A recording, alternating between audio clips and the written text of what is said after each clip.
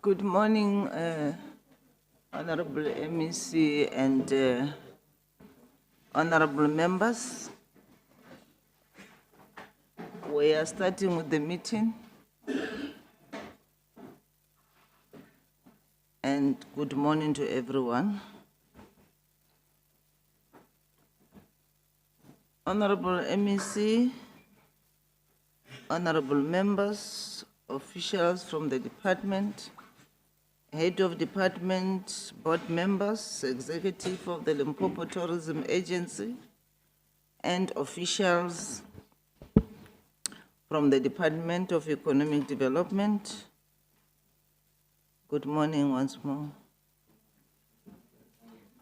Today, the committee convened to consider the 2026-2027 annual performance plan and budget of the department and the Limpopo Tourism Agency. This engagement is an important accountability process that enables us to assess whether the proposed plans and resources allocation are aligned with the priorities of the province and responsive to the need of our people. As we review these plans, the committee will focus on the achievement of measurable outcomes in economic growth, job creation, tourism development, environmental sustainability, support for business, and the efficient utilization of public funds. We expect clear presentation that demonstrate how the allocated budget will translate into approved service delivery and tangible benefits for the citizens of Limpopo. The committee remains committed to constructive oversight and look forward as productive engagement. With this, honorable members, honorable MEC, I declare the meeting officially open. Can you flag the agenda?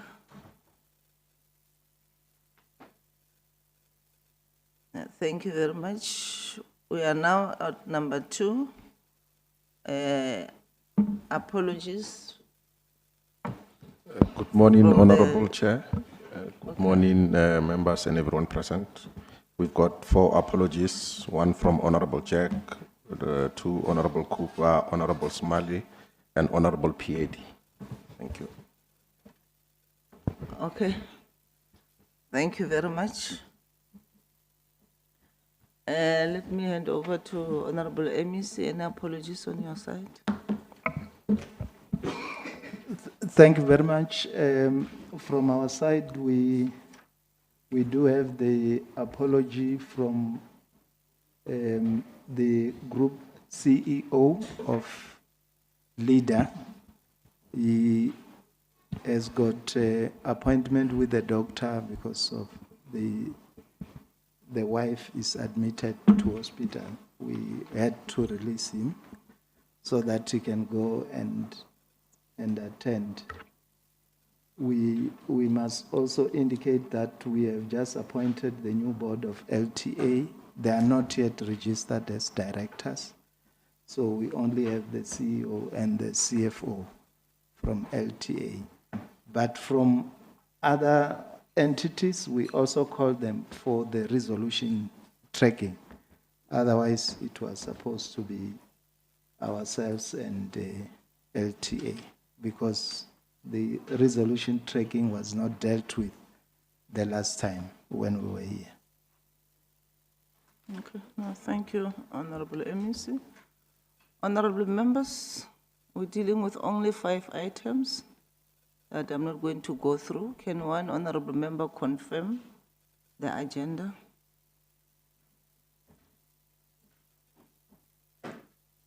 Honorable Majomani, yes. Yeah, thank you very much, Chair, and greetings to you, to the MEC and the entourage. And therefore, the agendas that we came to for today. Thank you. Thank you very much. Seconder, Honorable Munisith. Thank you very much. Kanti wa tusha agenda na. Thank you very much. You are on number 4, the resolution tracking. I think immediately after the resolution tracking of LEDET and LEDA, you can also continue with the annual performance report. Thank you very much. Over to you. Thank you very much, Chair. I will request the HOD to deal with the resolution tracking for all the entities. HOD. Thank you very much. Thank you very much, Honorable MEC, and greetings to the Chairperson of the Portfolio Committee, the Honorable Committee members, the colleagues from LEDET and entities, as well as the staff of the Portfolio Committee.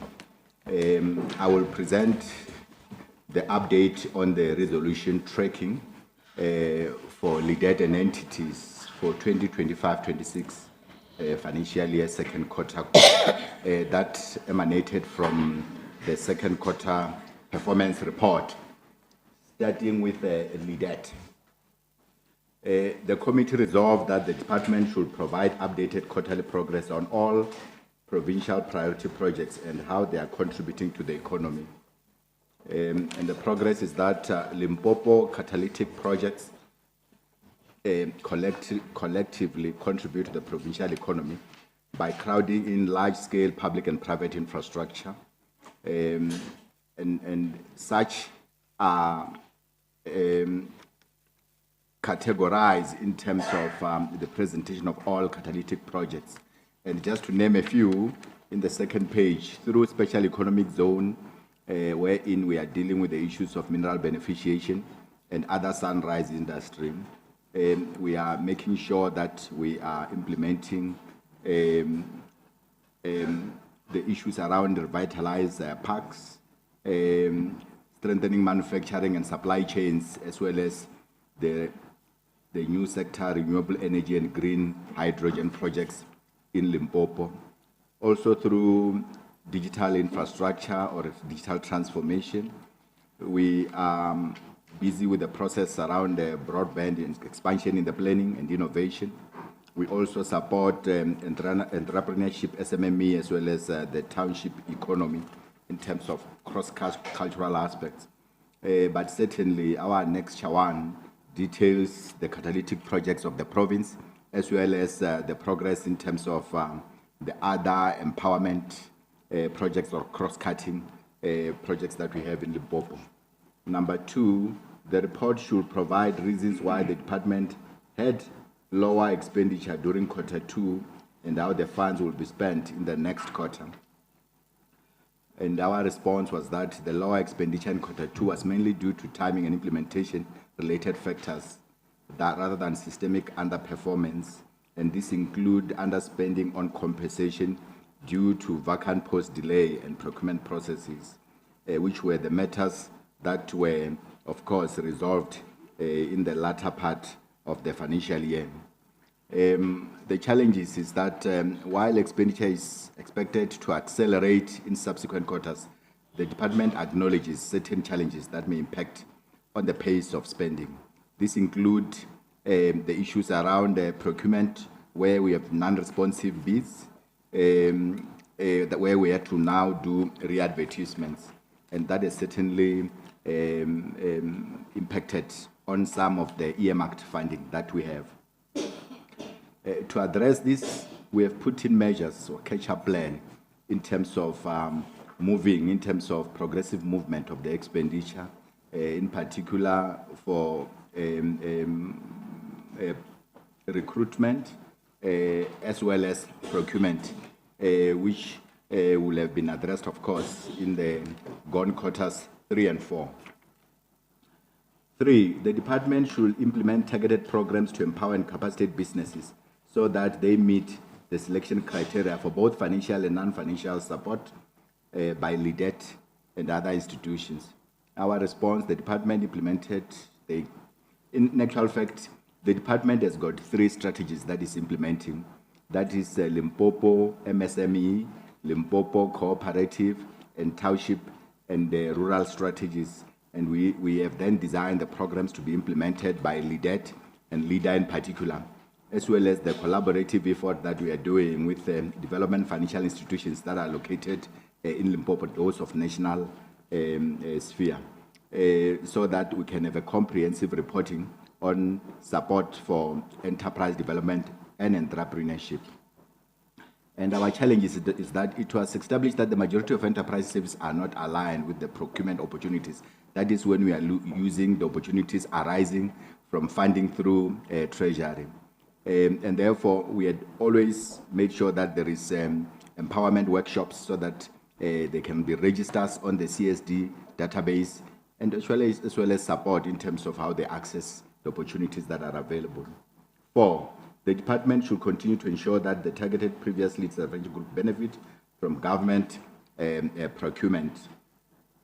And we are saying that we continue to implement prescribed preferential procurement framework so that we can deal with the issues of targeted groups or designated groups, including youth, women, and people with disabilities, while strengthening compliance and transparent oversight within the procurement process. Furthermore, the department recognized the importance of supply development and capacity building programs, working in collaboration with the other relevant stakeholders to enhance the ability of SMMEs to participate effectively in the procurement processes. 5, the department should provide detailed progress report on Musina Makhado Special Economic Zone, including timelines, investor pipeline, water and energy provision, and legal challenges. We are actively implementing this through Musina Makhado Special Economic Zone, and some of the highlights are as follows. 10 infrastructure work packages are approved by the board. Bulk water pipelines and water purification plant site fully established. Contractor on site since February 2026. Bulk sewer projects handed over in March 2026. Procurement underway for an interchange on the north side and perimeter fencing contract. And other issues around non-performing contracts are being dealt with. Then there is work which is on progress to do some amendments for the township establishments for the north side. And then there is also a process underway to appoint 6 build professionals to supplement the capacity that is there. In terms of investor pipeline, we have got a secured total investment of approximately 20 billion, of which 10.9 is on the south side and 8.6 on the north side. 6, the department should submit a comprehensive written report addressing the outstanding issues raised by members, including detailed financial figures within a stipulated time frame. And that has got to do mostly with our infrastructure projects, those that are funded through earmarked funding. And we can list some among them. The issues in Nelsfley, the issues in Mwanedi, which were projects that were underway. And we also have, if we think about the multi-year funding for earmarked, we are targeting at least 7 reserves so that we can deal with this work in terms of funding that is provided for by Treasury. And I think that if you follow those pages, you will see that we are listing each and every of the work which we have dealt with in terms of our budget allocation of 40 million for the infrastructure of Masebe, Mwanedi, Dinyala, Volbeck, Nelsfley, nature reserves. And certainly, we continue some of this work that were in design from the financial year to the implementation in the current financial year. 7, the department should submit a report on disciplinary process, forensic investigation, and governance issues, in particular for GNT. And it is a matter that is known to the committee about the suspension of the previous executives of GNT and the settlement terms that were reached by the board. And and the disciplinary process that is still underway, of course, for the CEO.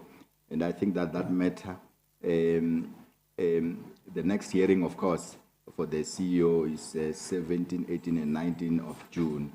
We don't have any forensic investigation that are currently in place, except for the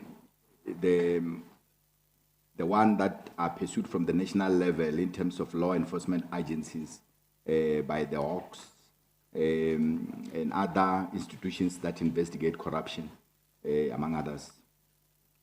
And these matters, the operational matters of GNT and the things that the MEC will talk about in terms of the dissolution of the board and the appointment of the interim accounting authority, the MEC will deal about in that matter so that there is continuity in implementing measures to turn around GNT.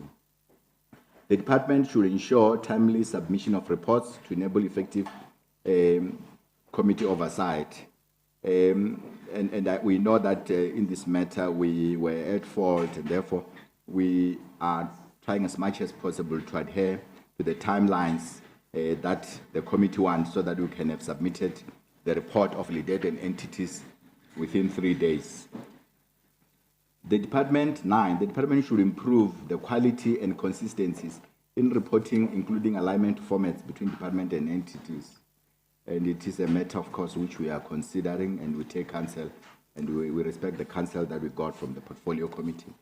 And I'm sure that even now, as we report in terms of the resolution tracker, we have made sure that we have aligned to the structure that is acceptable, which is uniform and standard. 10, the department should accelerate the recruitment process to fill the vacant position and reduce dependency on acting appointments. The department has advertised all approved posts, including posts which we had acting appointments. And certainly, we are going to make sure that within 3 to 4 months of advertisement, they will do all the necessary recruitment steps to make sure that the positions are filled. Just to cite the example, we have issued 5 vacancy circulars for 69 positions and 27 positions in the department, and we have started in earnest to make sure that we deal with the value chain of the recruitment process so that these positions are filled at least by October 2026. In terms of the 3rd quarter, the department should provide updated quarterly progress report on priority projects. And there are separate presentations that we are providing in terms of catalytic projects for Limpopo, some of which is the progress report on the implementation of the pledges of all the 5 installations of the investment conference, in terms of our industrialization projects, in terms of the SEZ programs. We are implementing, as I've already indicated, the work that is on the ground for Musina Makado, and obviously in synchronization with the work that we are doing on investor pipeline, so that by the time we finish the ground or bulk infrastructure on the ground, we will then be building top factories, top structure, productive factories for those who have already intended to invest there. That is the case for both Fitahomutubazi and Musina Makado, and I think worth noting, which the MEC might touch on, is the National Cabinet decision to designate Fitahomutubazi so that it becomes the fully fledged SEZ as opposed to the industrial park. And now that we are doing what we call public participation for 30 days, upon which they will appoint the province as the operator. We are dealing with the technical aspects of the preparatory for the capacity to deliver for both SEZs, and they will come clearer towards the end of this month in terms of what is required for us to develop this SEZ in the 7th administration by 2030. On the implementation of Limpopo renewable energy, it is worth noting that out of the 452 investments that were pledged in the last 5 years, or installations of investment conference, almost 94 billion of it is with renewable energy. And some more continue to come. They are on various phases of development. But what we have done is that as an outcome of the decision of the investment conference, we have started to interact with the investors so that we can understand some of the challenges that they face, whether it's on permitting and otherwise. And we had a workshop around February to clear most of the bottlenecks.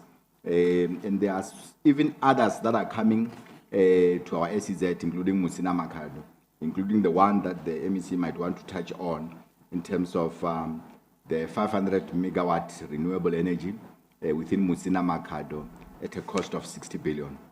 On the industrial park, we have already indicated that these industrial parks, they are dependent on the funding from the DTIC in terms of the Critical Infrastructure Fund. It's not a lot of fund, and they just approve a province per project on a phase. And I can assure the House that the phase 1 and 2 for Sishiu and the Ngwangwa has already been funded. First one, it tackles phase 1, security infrastructure. Second one, the refurbishment of factories. Through the MEC started to engage the Department of Small Business Development, and in that regard, they have given us 12 million rand, which we are using for another industrial park that has not been funded out of the 5.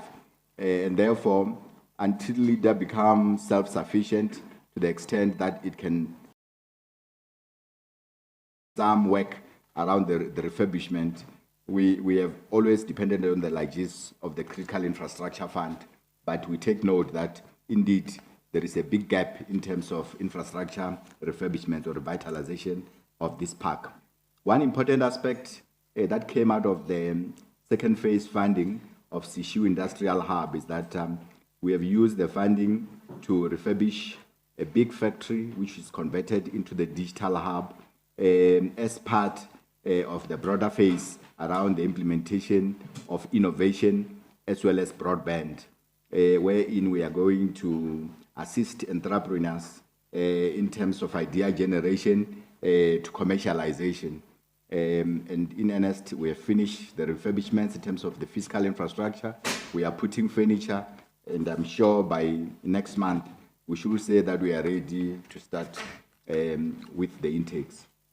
2, reports should be provided on why there is under expenditure during the quarter under review. And the prior issues related to non-conforming bids and re-advertisement also impacted on this. So one, I think, thread line around non-conforming bids is that immediately, if you find that your bids are not responsive, you must immediately get on to advertise. So it's an area which we are strengthening as a department. 3, the department should outline the measures put in place to ensure that the budget is fully spent and service delivery commitments are achieved by the end of the financial year. And I want to continue to indicate that the measures that we have put into place, including strict monitoring of procurement plan through SEM oversight and adherence to the procurement timelines, are now the order of the day in the department, which would be very, very helpful, of course, when we're dealing with procurement now in this first quarter foregoing.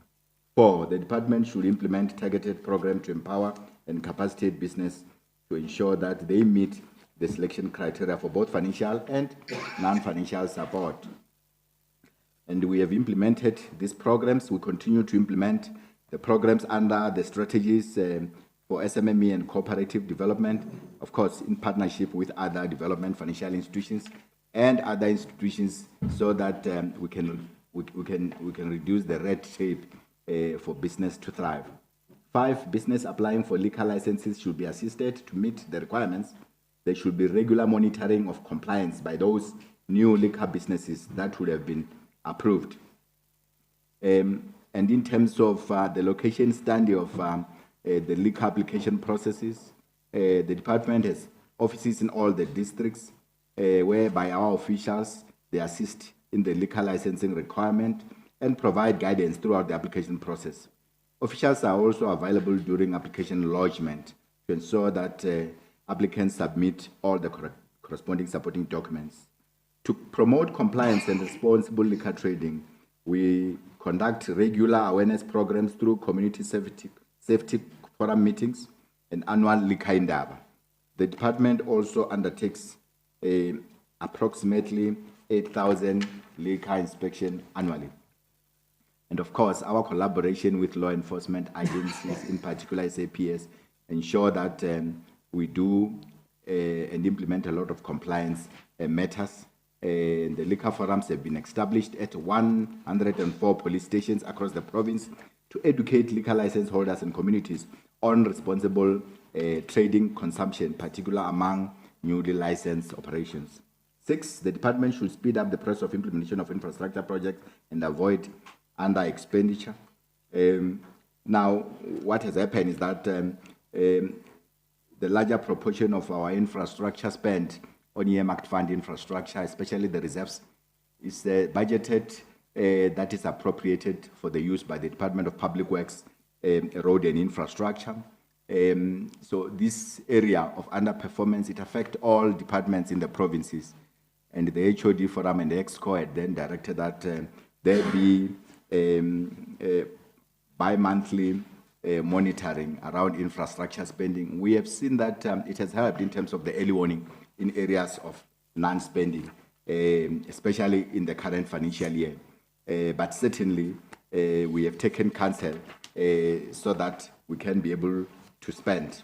And the report, therefore, in the follow-up pages, it talks about the progress on Borgbeck, the progress on Nels Flame, and the planning progress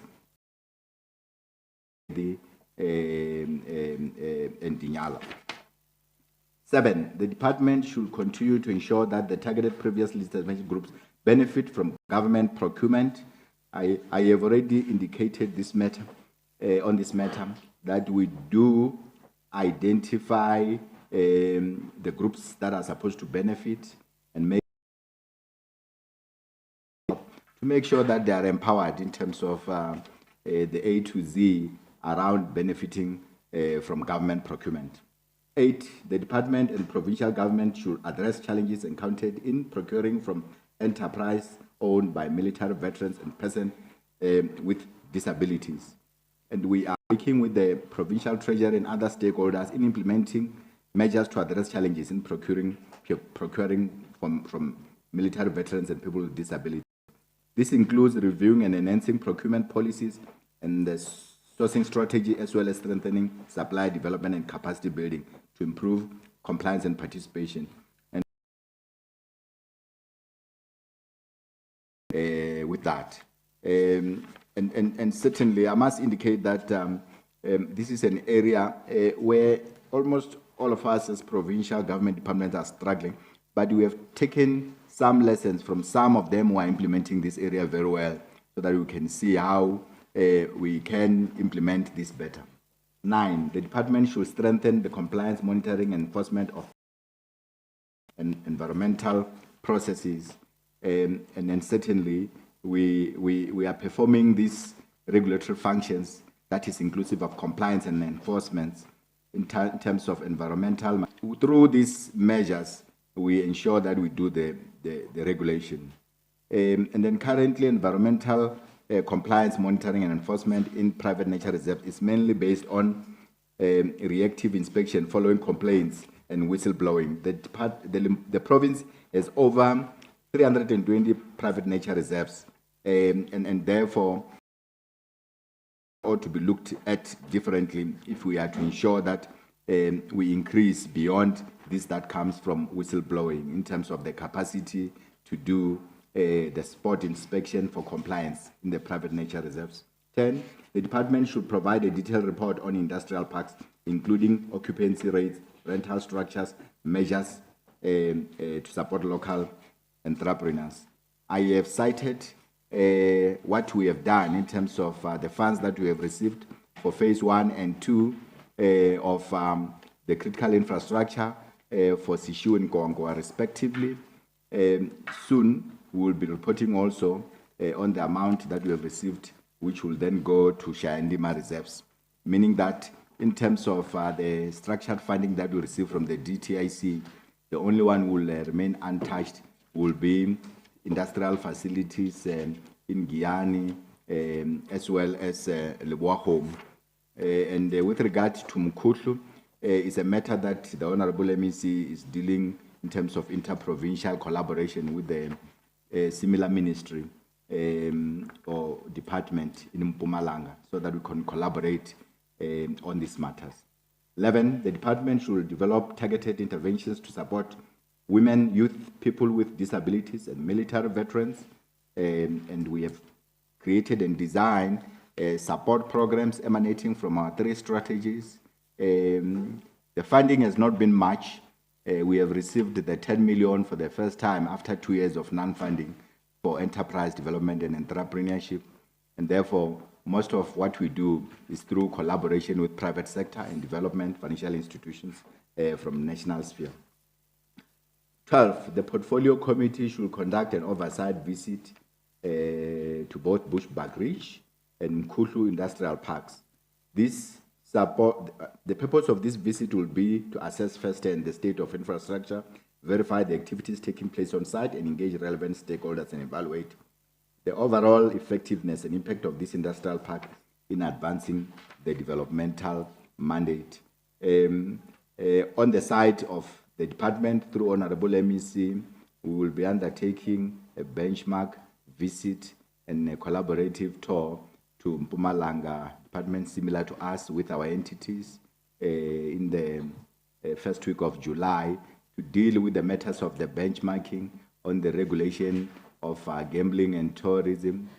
Secondly, the infrastructure projects and the approach and the regulation around environment and biodiversity. Honorable Chairperson, I don't know if I should stop or I should continue with the one for entities. The resolution tracker for entities. End over, can I continue? Thank you very much. LEDET resolution tracker for similar period to LEDET, which is financial year quarter 2 performance report. 1, LEDET should continue to provide a quarterly comprehensive report on the activities and performance of its division, subsidiaries, and joint ventures and associates. Annexure 3 is provided in terms of the performance of and subsidiaries and associates. And it talks about the performance as well as related operational challenges and the measures that have been put into place to turn around the subsidiaries and associates. And I think that one thing is that is to note, which we reported before, is that loans owned to the agency by subsidiaries has certainly increased when compared to the prior years. And I think that this that we see in terms of the performance of the subsidiaries is related to the sustainability plans of LEDET and subsidiaries, that in many cases the responsiveness to profitability has been much slower than we have anticipated or timed. And therefore, from time to time, when you do the review, you must make an adjustment so that you can be able to ameliorate the situation. 2, detailed quarterly performance should be provided on LEDET agency and the group financial health, including payment of debts, collection of debts.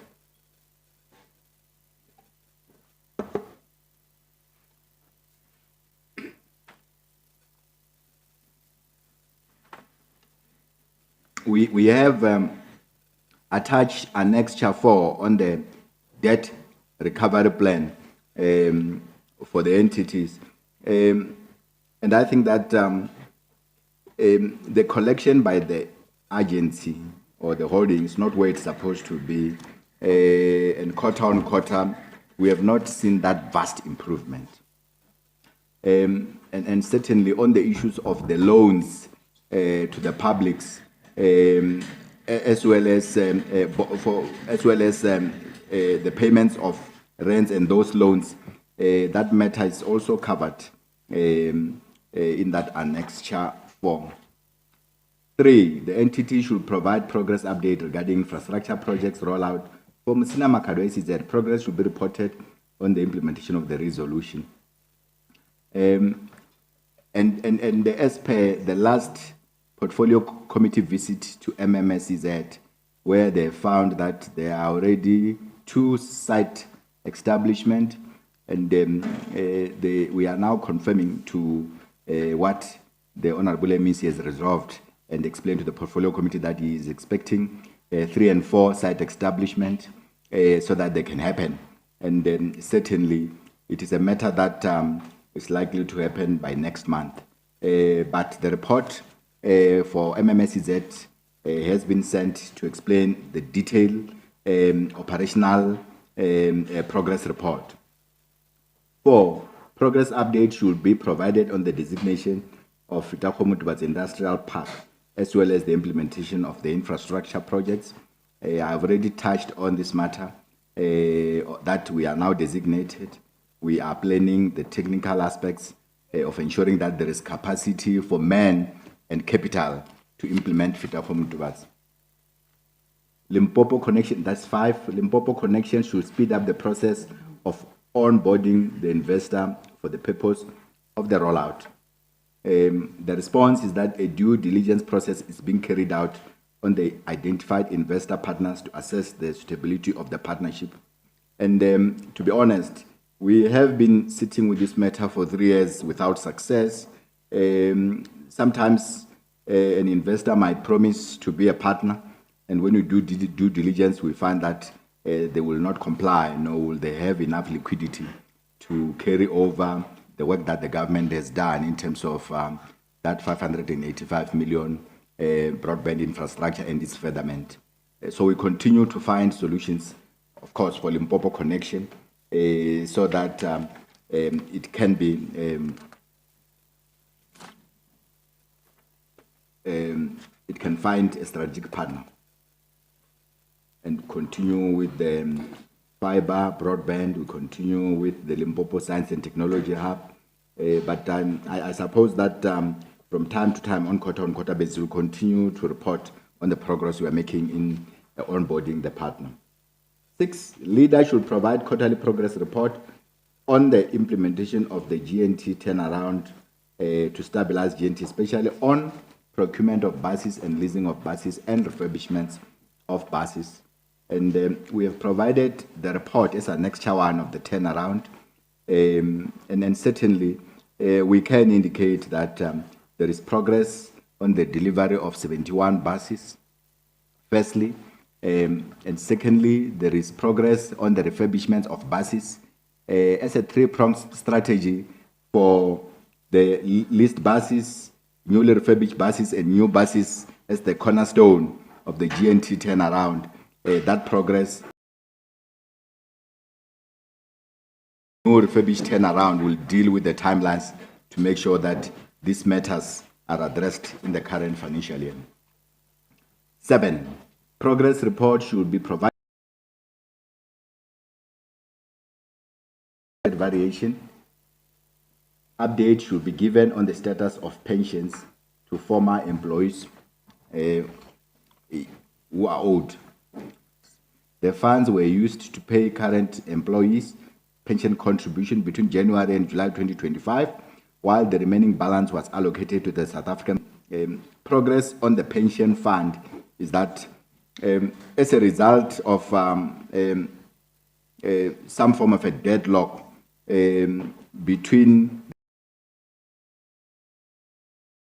and the GNTN leader, the provincial government called upon the Human Rights Commission to mediate this matter. This matter continues, and we are sitting us in terms of the prior years from 2010, and as well as the amounts that the government could be owing. So I think that this is an important milestone that has been reached.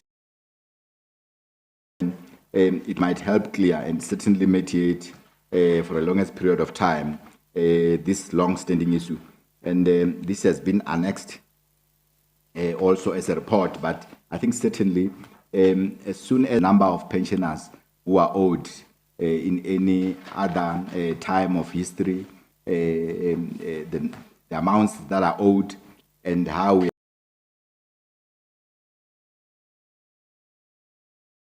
7, progress report should be provided on the implementation and expenditure. Oh, I've already dealt with this matter. 8, there should be progress report on the sustainability of New Era, as well as the legal processes to ensure that the license is restored. We have annexed the response to this as Annexure 6. But authority recommended 4 potential insurers for engagement. One of the recommended insurers, Sanlam, has been cooperative and actively engaged in the process. Sanlam to prepare for the proposal and progress in terms of the Section 50 for the transfer process. There are also even work streams to deal with this matter so that the transaction can be finalized. And we can say we still have the challenges in terms of the regulatory approvals and how New Era is impacted on the audit of a subsidiary as an entity, the audit of the leader holding. And work continues to make sure that we reach a solution, including the like of assessment, including tribunals, to deal with the resolving of the matter of the suspension of the license. 9, corridor mining resources should provide to the operationalization of Fumani and Sepong mines and infrastructure development. Let's start with Fumani Gold. The dumpster plant has been finalized. The civil work and was interrupted by floods. The underground mine of Fumani Steel was initially not approved. A new process was done to identify the potential funder. It is almost completed because it has already passed the due diligence phases. Sepong Chrome Mine, as we know, the open cast ore body has been exhausted, and therefore we are going on. And therefore, we have an updated feasibility study, and therefore there is a lot of potential partners who are ready to be a partner in terms of the report should be provided on all agro-processing projects, especially operationalization of Libua Homu, Abato, and Mashashani Heshery. We are happy to report the Abato has secured its operating license in line with the Meat Safety Act from the Department of Agriculture. The first production cycle has been completed with chicks placed on contracted broiler farms and later slaughtered at the abattoir. Identify for other agro-processing, in particular Chivasa tea estate, is still undergoing the technical Section 54 of PFMA approval, and certainly the appointment of an operator for Bembe Fresh Produce has been finalized. In 2 weeks' time, we'll go back as the technical committee to advise the honorable MECs for LEDET deal with the Section 54 for Chivase Tea Estate. We have already secured a strategic investor for the Zebediela Citrus Estate, and implementation is which is a sweet potato yogurt processing project. We have non-responsive bids for the production infrastructure in the last 3 attempts. We are just waiting for the outcome of the current procurement advertisement. If it was to fail, we'll have to find another mechanism in terms of how infrastructure. I must indicate that when we deal with agro-processing, almost all the projects in Limpopo that are agro-processing, whether they are sitting with other provincial departments, and in this case, Department of Agriculture, such as Zebediela, Citrus Estate, and Haros, we, as leader, we are responsible to ensure that we've got strategic partners to implement. That's why we are reporting on them. 11, leader should continue to update the committee on the implementation of resolution to ensure that there is provision of water in Goangwa Industrial Park in support, particular Pepper Dew Company, which is considered a major job creator. Happy to indicate that through the DTIC Critical Infrastructure Program of Fund, we have constructed a pump house at Mopani Goangwa Water Purification Plant and a dedicated pipeline, 3 kiloliter water reservoir and the purification plant, and that will have ensured that the Pepper Dew factory does not think about living on the basis of these matters. The project has reached practical completion on the 5th of December of last year, calendar year, that is. 12, detailed update report on the suspension of 3 GNT executives and the status of the suspended officials, reportedly still on the payroll, including the budget spent on these matters.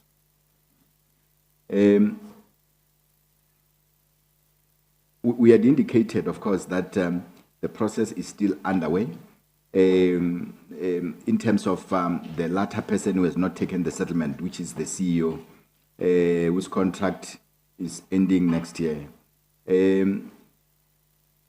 And I must indicate that I've already also indicated the next hearing dates. I think that that matter, as well as the issues of the GNT board resolution and how the provincial government has taken measures to implement the accounting authority during this process while we are getting the new board. It's a matter that, of course, required a separate briefing to the portfolio committee. 13, detailed update on the implementation of GNT turnaround. There is an annexure that has been annexure 1 on the GNT in terms of how we are implementing the turnaround and the reviews that were proposed as a result of new operational difficulties that we have faced in the last quarter. 14, detailed update on the payment of pension fund to former employees. The report is attached as annexure 2 in terms of lease buses, pension funds, and Pumalanga routes. And I think that a matter that I did not disclose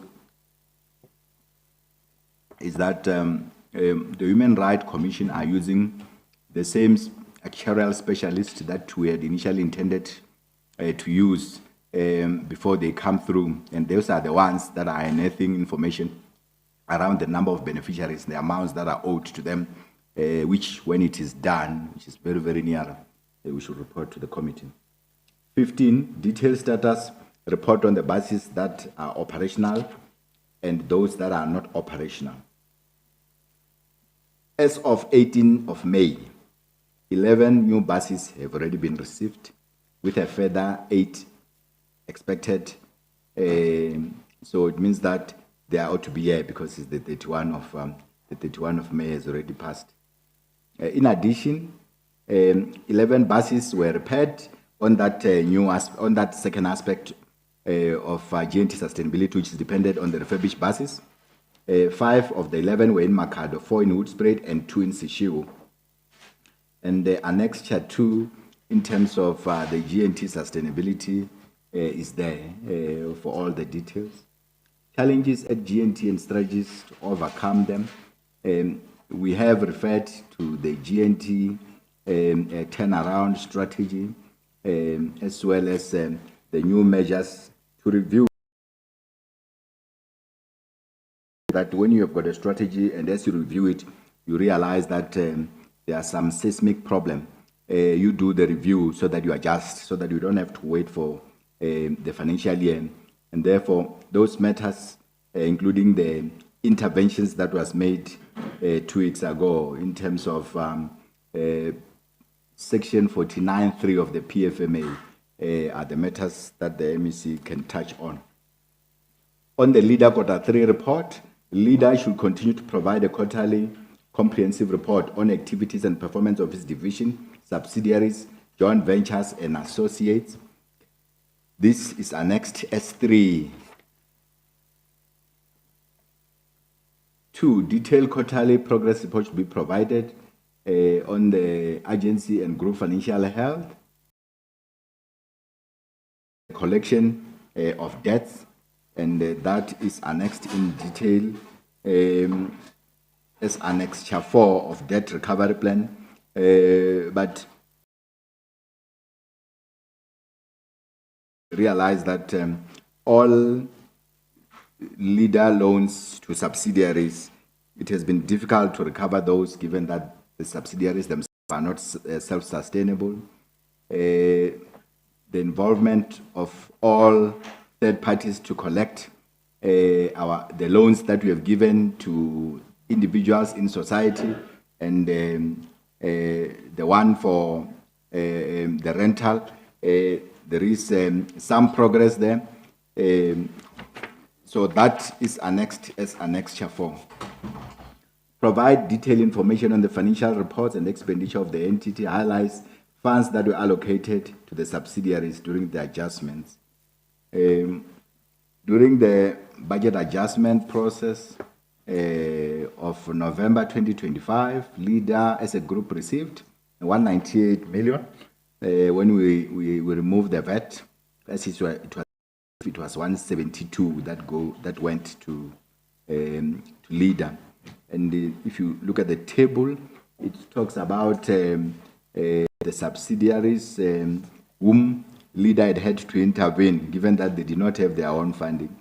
Because under normal circumstances, S3D, LEDET is a holding, and these subsidiaries should be self-sustainable to the extent that they can be able to deal with the balancing of their books. But because of the challenges that I've already indicated, this is the funds that we process through to this. And 79 of the 172 went for the payment, mostly municipalities, debts, AGSA, ESCOM.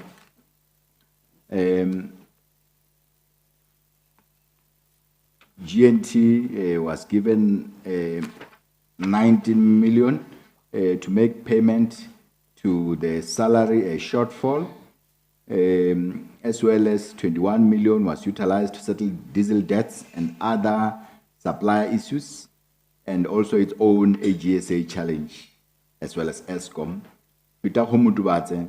This is developmental, and therefore when we account sustainable, it has not itself, and Sinamakado has not yet come to deal with those matters. It was given 3.56 million, 2.2 for goods and services, and then the remainder for the recruitment of staff. LCX received 45 million for goods and services, the procurement of goods and services. Musina Makado received an operational grant allocation of 60.1 million, of which it incurred an expenditure of 37 million on the third quarter. The operational expenditure incurred in line with the entity approved operational activities.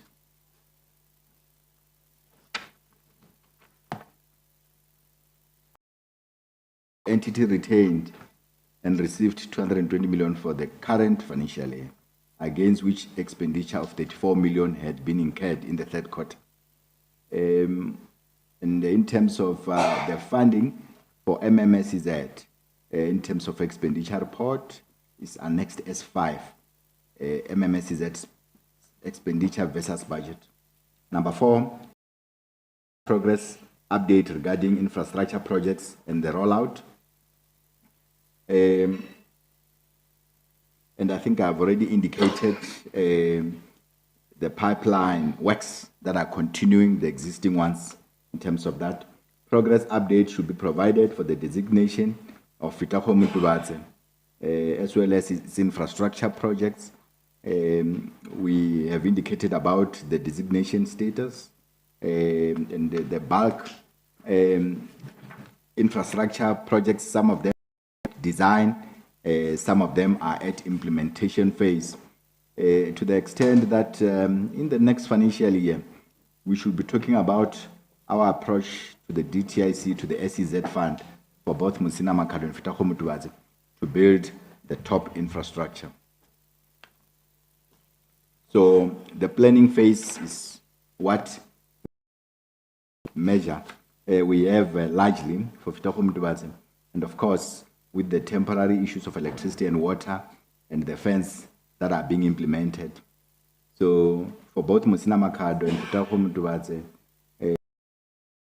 progress, if we do year-on-year comparative analysis to say that we are moving towards the attainment of the objectives that were set for the financial year.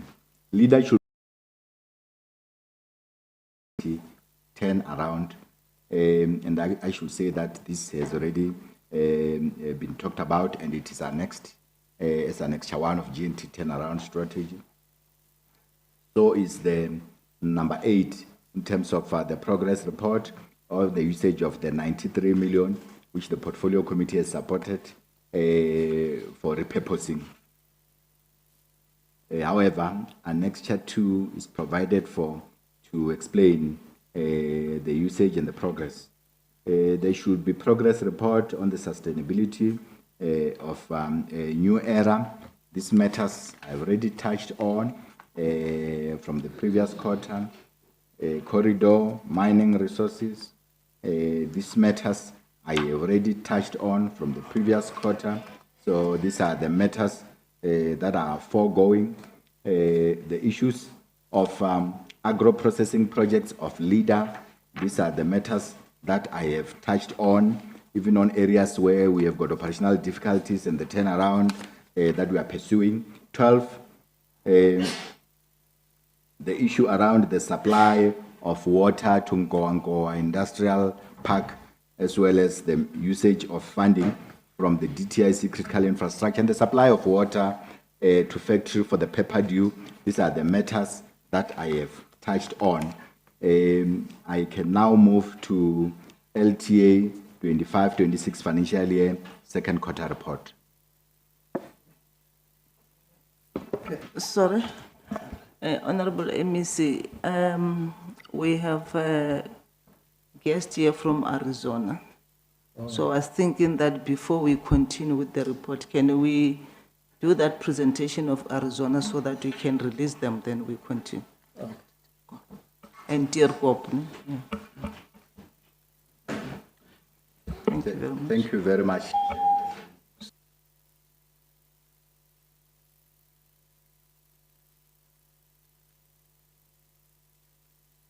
But if they can introduce themselves, the Arizona and the Tirkop.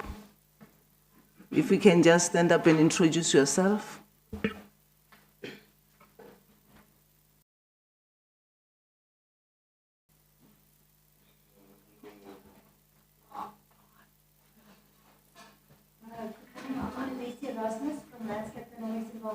Consultants. Excuse me, can you just come next to the mic? Oh, sorry. Good day. Dynamics Environmental Consultants. We are busy with about 7 applications, which is situated next to the Spitskop MTS, and that falls within the nature reserve presentation. Good morning, everyone. I'm also with Landscape Dynamics Environmental Consultants, here to assist Annelies Eras. Good morning, Honourable Chairperson and Honourable Members. I'm Johan Botha. I'm representing the company who is reserve next to or in Madupi area. So I am only standing in because they couldn't make it for today. Thank you.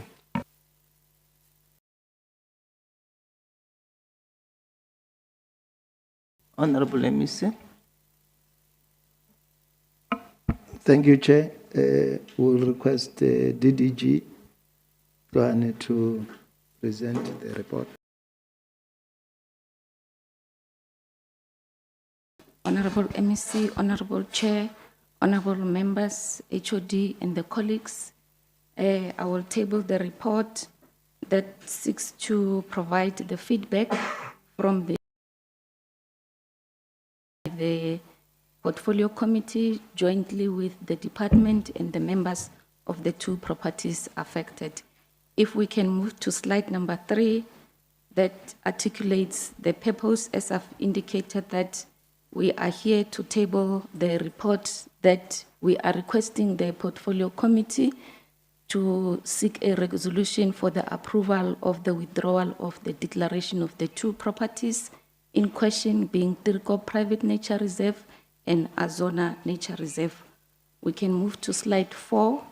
On the slide 4, honorable members and honorable MEC and the colleagues, we are providing a sequence of events that we have followed and the journey that we have walked with the Portfolio Committee since the submission of the application in October 2024, where the Portfolio Committee acknowledged the report and made comments and asked questions that needed to be addressed by the department. And that was followed by a resolution by the committee for the first round to conduct a site visits to satisfy themselves with what is on the ground and before they could make the recommendation. A first site visit was conducted on the 30th of May, which was only done on one property, which was Tirkop at the time. And following that site visit, the department came back to the Portfolio Committee on the 27th of September. And still in that committee meeting, there were some comments and dissatisfaction based on the observation from the site, and a recommendation was made for a second site visit, which was ultimately conducted on the 14th to the 15th of April. And on these dates, the two properties that were visited was Azona. The previous slides, I am skipping them, Chair, because they have been tabled before in terms of the legislative process that we have followed with the legislative provisions that empowers the MEC to undertake this process. So on slide number 9, this is the process that we have followed with the first application that we received for Azona. The first part provided the location details and the description of the property and the process that we have followed as a department following the application. This is also the information that was presented previously. When we move to slide 10, through your permission, Chair, I would like to focus on the aspect of the findings of the oversight visit that was undertaken. At Azona, on the site visit that was conducted on the 15th, the following findings were made by the honorable members of the committee together with the team LEDET, that there is an existing ESCOM power station Spitzkop on site, and the property has been highly fragmented because there are small holdings in the northern part of the development, and there was livestock grazing, game farming, and other land use patterns that have changed, and the property no longer serves the best interest of conservation, and its protected status is also not in a situation where it can add any ecological or conservation value. There was then a principal consideration by the committee to consider the property for withdrawal, although there were a number of issues that they have raised for us as a department to consider, which I will talk to in detail in the subsequent slide. I request that we move to slide number 13, which will then touch on the findings of the visit that was undertaken to the property of Tirkop, the bottom part of this slide that talks to the findings. At Tirkop, we've got two properties, being Ienzamheid and Verheldehelm. So the members of the committee visited the sites on the 30th and the 15th, and the findings on the 30th on the property for Verhelder Helm also commended that the property is also fragmented, it is also transformed. And on the 15th, the honorable members visited the Ienzam Height property as well, where the following findings were detected: that there's a storage of gypsum, coal and ash, which also have degraded the site, and the visit was only done on the 15th to this site. And there were also no role of any protection or conservation responsibilities. There was a representation of an ESCOM member in the sittings of the portfolio committee. However, there was some dissatisfaction with the level of the official who represented ESCOM, and we were tasked as a department to ensure that we engage with them. They come to be part of the session today, and unfortunately, Chair, we couldn't find them. The member that we were engaging with, we were told that he is on retirement, and we are still working to identify the one who has taken over. If I may, Chair, the subsequent slide, number 14, then deal with the issues that were raised by the honorable members on site on the day for us to consider as a department for future consideration in the work that we are doing around the protection and the conservation of land, especially in the private property. The first key issue that was raised by the honorable members talks to the issue of land invasion, where the members expressed the concern over the illegal inventions that have been detected, and also how the landowners acquired the land in the areas that were already proclaimed. The intervention that we committed on the day that we are still making a submission on as the department is that we are continuing to engage with Cogstar, Dalrat in making sure that we collaborate with them in dealing with the issues of illegal invasion in the protected areas. The second issue that was raised by the honorable members spoke to the compliance and enforcement of the nature reserves, which the HOD also touched on when he dealt with the resolution tracker. The honorable members raised concerns regarding the lack of compliance, particularly in the private nature reserves, and also how the permits are issued in terms of the work that is conducted in that area. We did respond at the time, and we are still committing to the members of the honorable committee that we are currently conducting inspections in respect of all the authorizations that we issue as a department, either the EIA, the permits, be on the biodiversity permits, and also the licenses that we do, as it will be part of the work that we respond to under the compliance inspections that we report also quarterly on. When we move to slide 15, there was another issue raised by the committee members in relation to the audit of the private nature reserves, where the members indicated that we needed to ensure that we conduct the audit to ensure that the land uses are still aligned, and those that are discarded are no longer serving the conservation purpose. We keep such a record. We reported at the time, and we are still making the same submission, honorable members, that there was work that we were assisted by the Department of Forestry, Fisheries and Environment to conduct an audit of the private nature reserves in all the provinces. And with the preliminary study that was presented to us as a department, there was an indication that we are currently sitting with a record of 320 private nature reserves. However, the work was halted from DFFE due to the budget constraints, and we couldn't pursue that work as a department. So we are currently working with the current records that we have. As soon as we find a continuation of this work, either from DFFE or reallocation of resources from the department, we should be able to complete that process, and we have a proper record.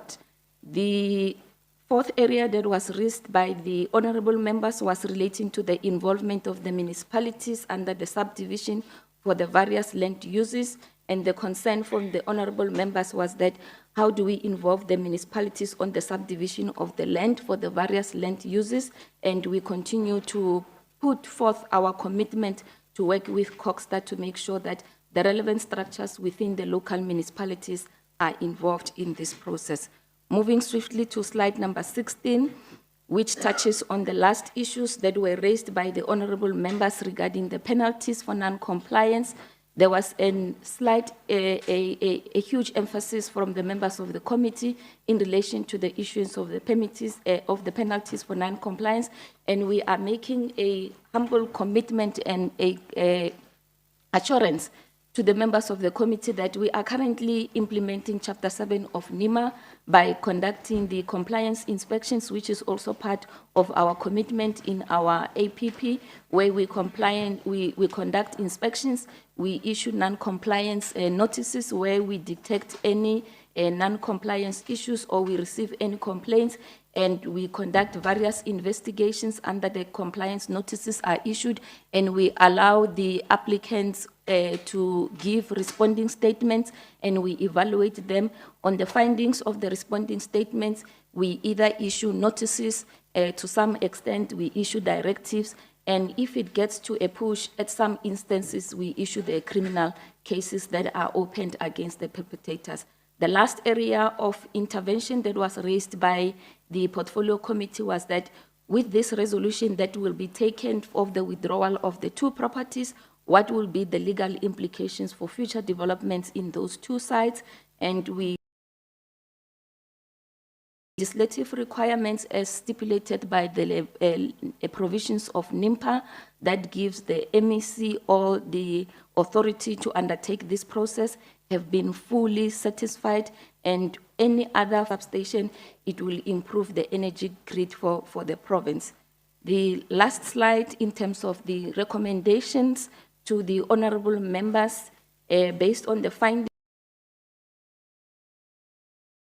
the conservation assessments that we conducted as a department as a legislative requirement, and on the basis of the site visits that were conducted, and also based on recommendations from the Protected Areas Expansion Technical Committee, which is an institutional structure that we have put into the department to evaluate such applications, but also in the fourth finding, committee that we need to enhance our compliance and enforcement in the private nature reserves. On behalf of the Honorable MEC for Economic Development, Environment and Tourism, I am for a resolution by the provincial legislature through the Honorable committee members of the Economic Development, Environment and Tourism Portfolio Committee for the withdrawal of MEC. Thank you, Chair. That is our submission. Thank you very much. Honorable members, for the briefing for Arizona and Tirukop for the withdrawal. Honorable members, over to you.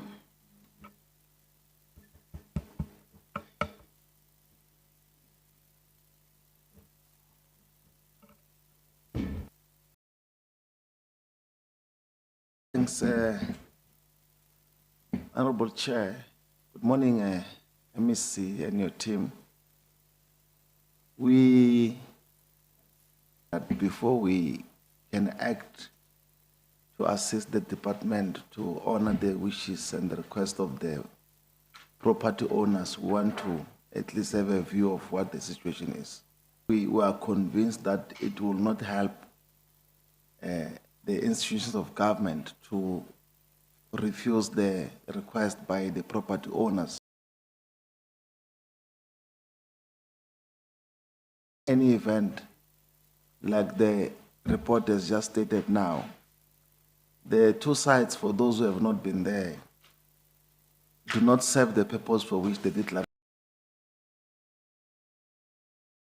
of the revival or resuscitation of what the two properties were meant for. So with that said, we are here and we can safely confirm that we do agree and accept that such a request be honored, Honorable Chair. Thank you. Thank you very much, Honorable Majumani. Yeah, thank you very much, Chair. I'm aligning myself with Honorable to say that we've been part of this oversight to check on the on the two sides. I therefore second what he has deliberated and said. Honorable members, Honorable MEC, I think we have done our best, we've done our due diligence with that, then as the honorable members agreed and also as the chair on behalf of the committee. Thank you very much. Mr. and Madam, maybe your last word, because we have agreed as the committee and as the department, just your last word before we release you.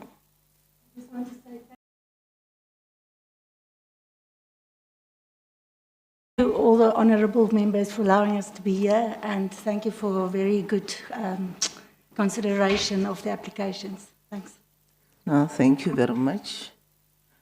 I think we are going to release them. We're done with them. Yeah, no, thank you very much for coming. We are going to release you so that we continue with other work. Thank you very much. Travel safe.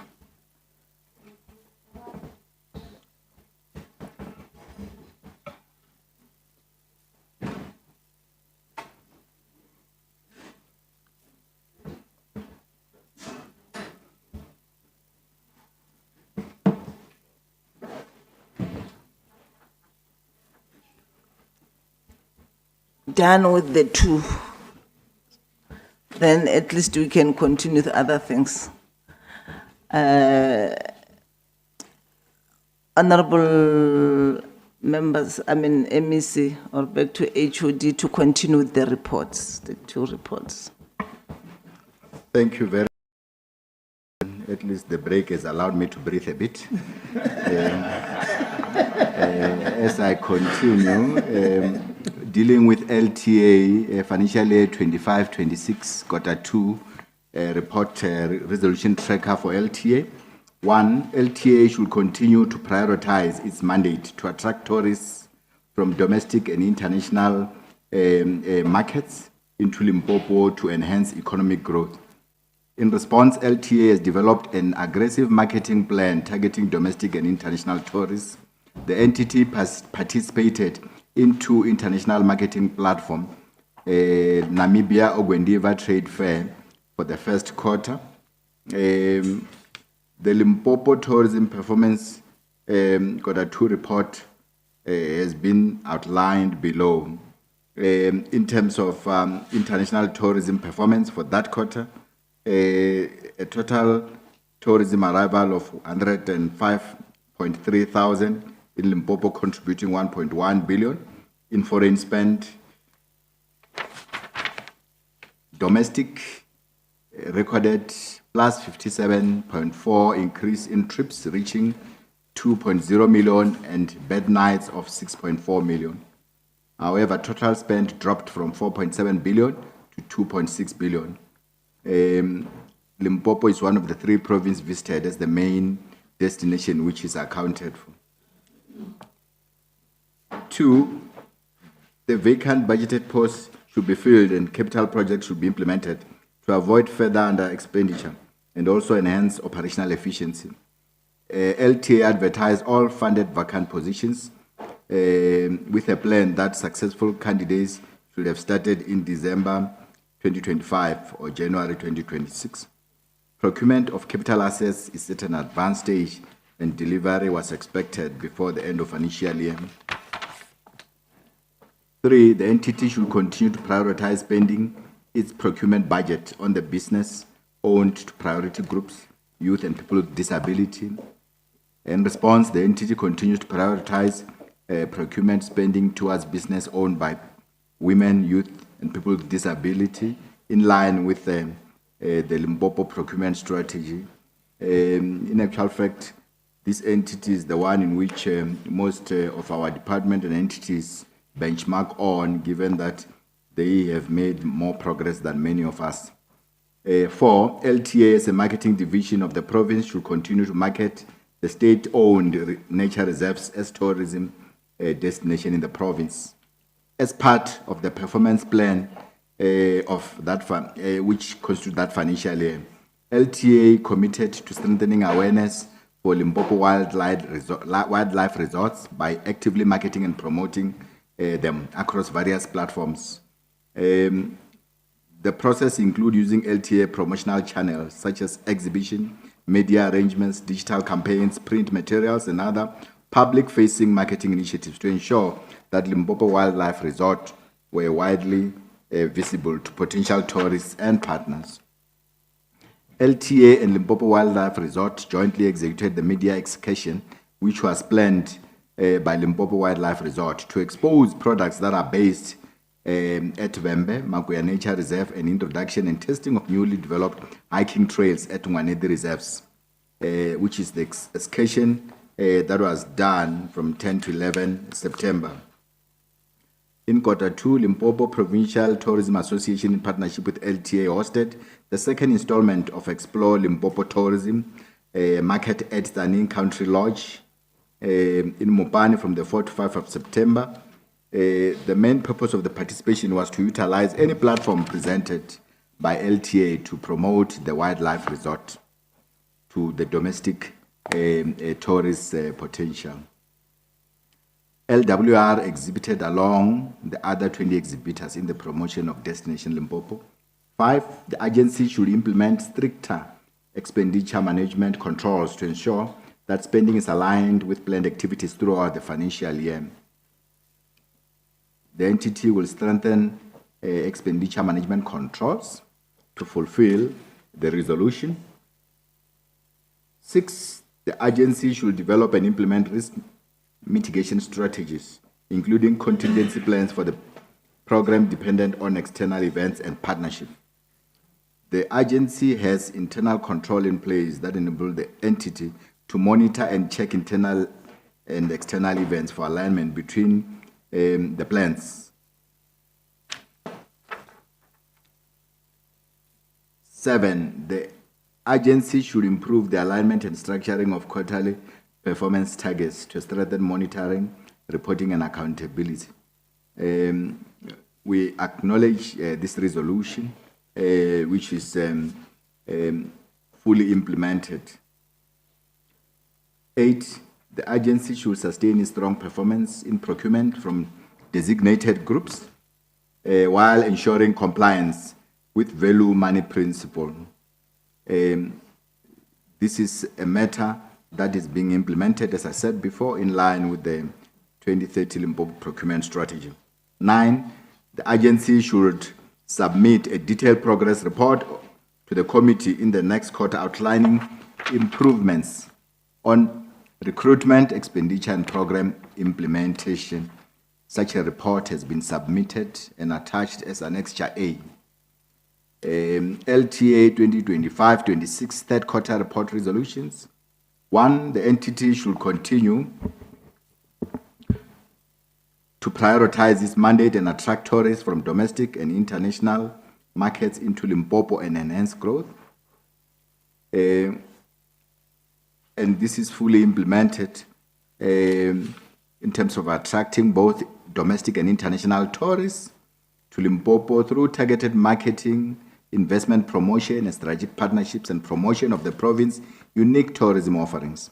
These efforts aim to drive tourism growth, stimulate investment in the province that will result in the growth of our economy.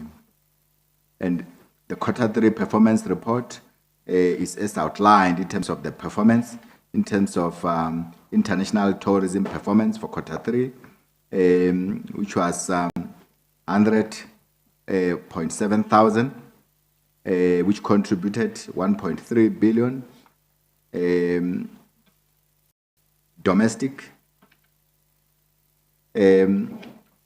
which has further declined quarter on quarter, which has total spend of 6.8.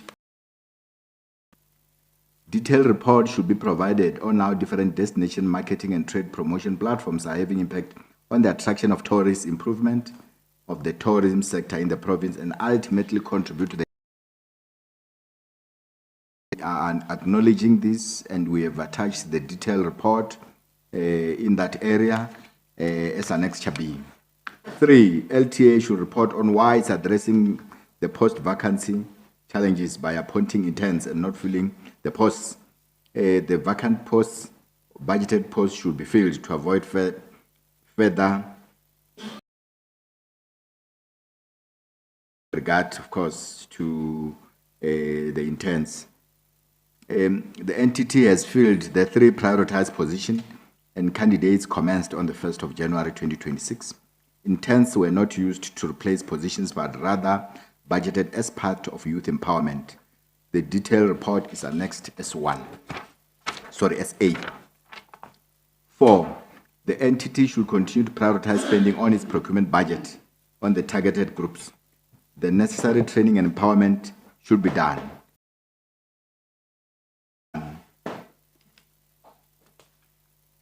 5, LTA as a marketing division of the province should continue to market the state-owned nature reserves.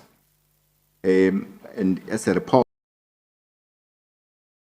the same report for the previous quarter, that there are some joint ventures and collaboration between LTA as well as LWR, Limpopo Wildlife Resort, embedded in the performance plan of LTA. 6, the agency is urged to strengthen monitoring and evaluation mechanism to assess the impact of SMME, business growth, economic development, and job creation. An impact assessment survey was conducted on a sample of 10 SMME who have completed their 3 years incubation program as per LTA SMME policy. The result on the impact study indicate that 10 SMMEs, in terms of the 10 SMMEs, 8 of them are promote and market their businesses and products.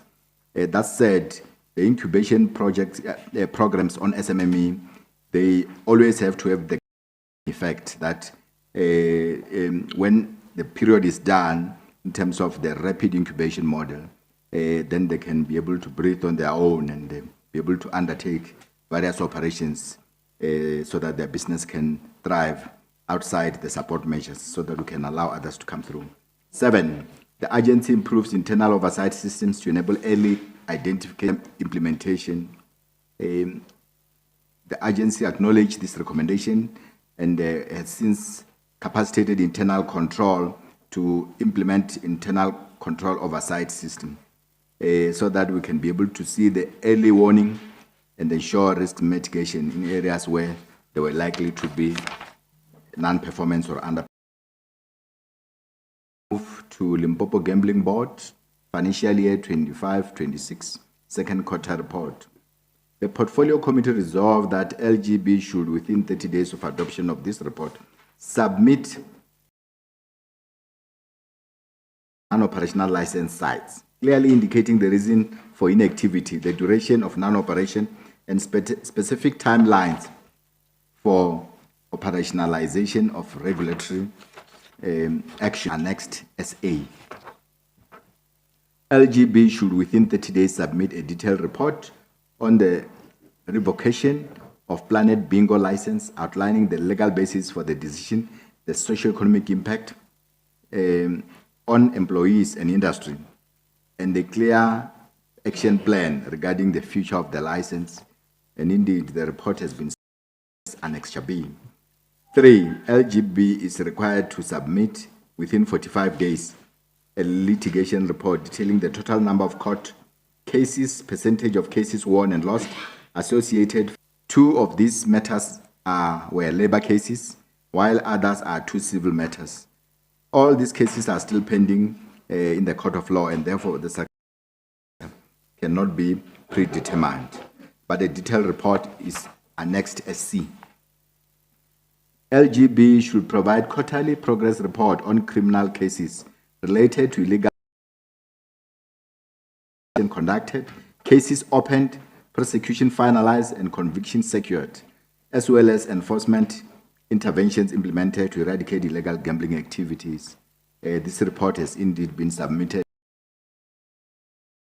5, to address financial sustainability, the LGB should submit within 60 days a financial recovery and sustainability plan outlining measures to manage underfunding improve efficiency in goods and services, and ensure expenditure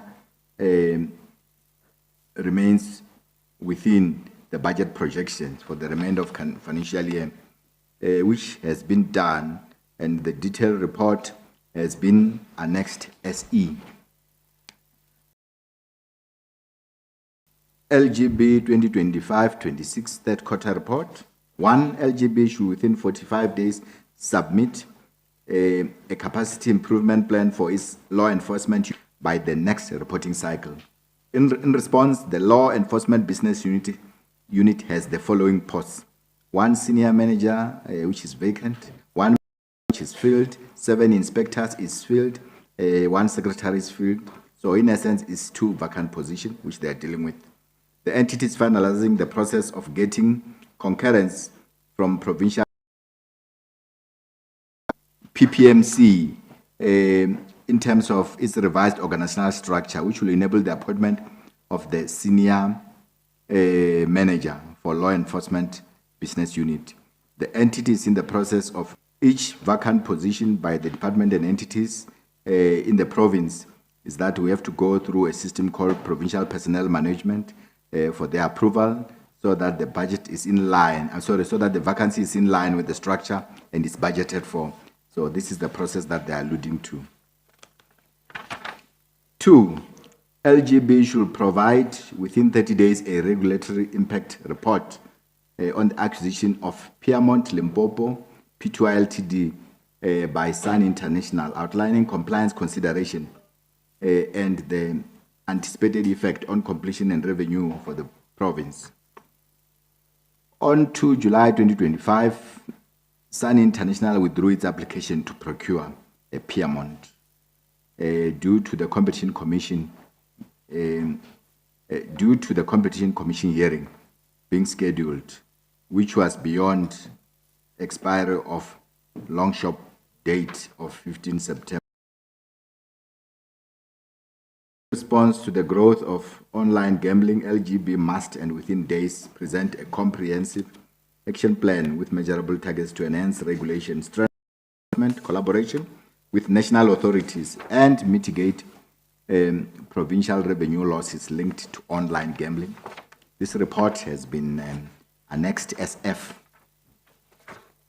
Lastly, for LGB and for the resolution tracking, number 4, LGB should submit biannual reports on compliance with broad-based Black economic empowerment requirements, including measurable indicators, transformation progress, and across all licensed operations. And this report has been annexed SG. I revert back to you, Honorable MEC. Thank you, Chair. That will be our report on resolution tracking.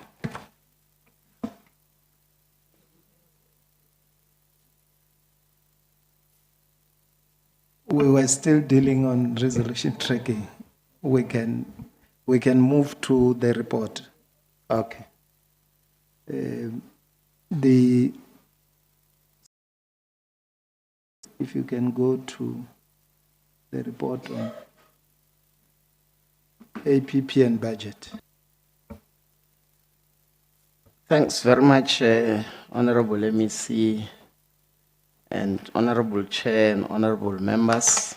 Good morning, and HOD, chairpersons of entities. Good morning, and thanks very much for this opportunity to present our APP.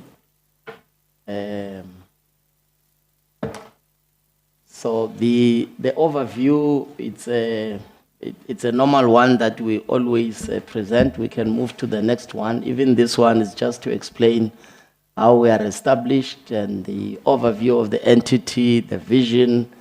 It's always to position Limpopo as the preferred sustainable tourism and investment-friendly destination, and we've got missions that have been tabled, and also looking at the MTDP priorities that we are looking at as an entity, which is 1, the one of inclusive growth and job creation through tourism and export and trade promotion, including investment promotion.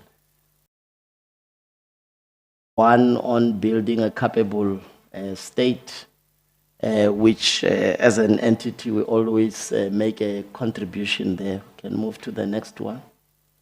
In terms of program, 5 programs, the CEO's program, the corporate services, financial management, integrated destination marketing, which is one of the core in terms of funded mandate of destination investment and trade promotion. We can move to the next one.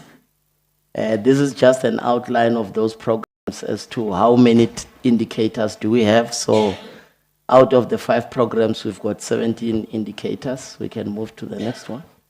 In terms of the program number 1, we've got the annual targets under the number of tourism investment and trade export stakeholders engaged, which are 8, and we have spread them 2, which enables us to plan appropriately and engage with our partners so that we achieve the objective of the entity. Can move to the next one. Under corporate services, we have prioritized targets under the number of skills development programs implemented, and we have spread them into the quarters as indicated. We did not put the other operational ones on this APP at the highest level, but we have put them into the annual operational plan. Can move to the next one. In terms of financial management, we've got a target on unqualified audit opinion that we would want to maintain. The percentage expenditure in relation to the allocated budget, which is 99%, and we have spread them according to the template of 25%, 50, 75, and 99.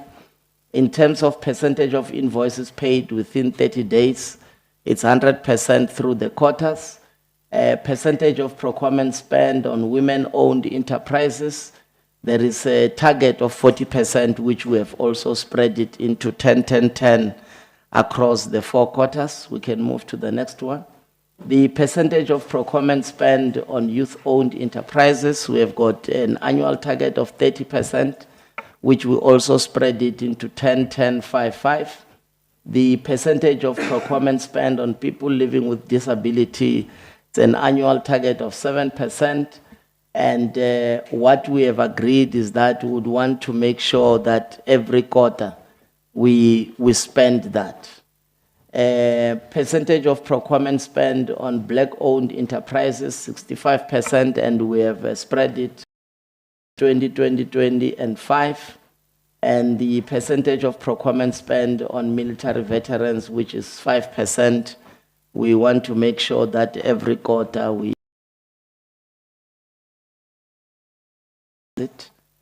In terms of the integrated destination marketing, which is one of the core of the entity, we've got 4 targets. One is the number of marketing campaigns that we implement to make sure that we attract both domestic trips and also the international arrivals. And I think as we indicate, domestic trips, we have been doing well, but we want to make sure that we also up the game in terms of international arrivals. So we've got 4 on the number, and already we have started with the first quarter implementation. The number of marketing collaborations implemented as well, we've got 4.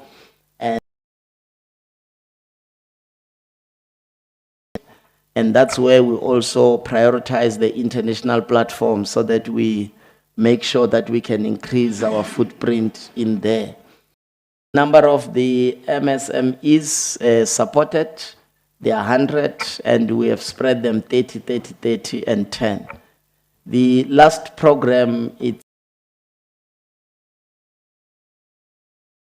We have got 3 indicators as well. The number of trade export platforms activated, there are 4, and we spread them through the quarters. The number of cross-border investment and trade promoted, which also include the hosting of the annual investment conference, there are 4. And then the other area that it's one that is going to help us, you know, especially on the job creation, growing the economy. It's this one of the number of successful bids secured. Would want to host major events, you know, in the province that brings in a lot of people. So in 26, prioritize 6 of those that would want to attract to the province. And then coming to the budget, as an entity, we have been given an increased amount, 102 that was for 25-26, 102,064, and now we are at 134,099. So we have got an increase in terms of the earmarked funding of 22%, and also an increase in terms of the COE of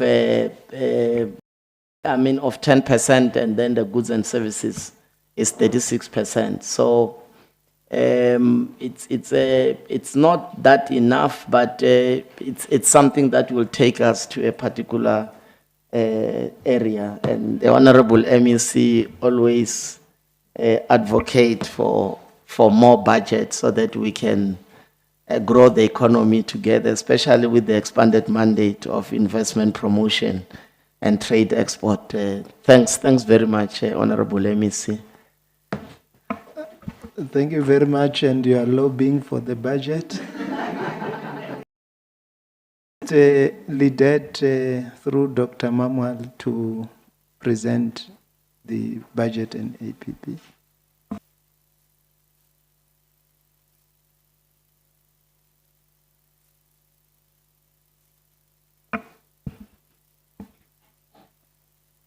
You must not sit there. There sits honorable members, unless you want to promote yourself. Come this side.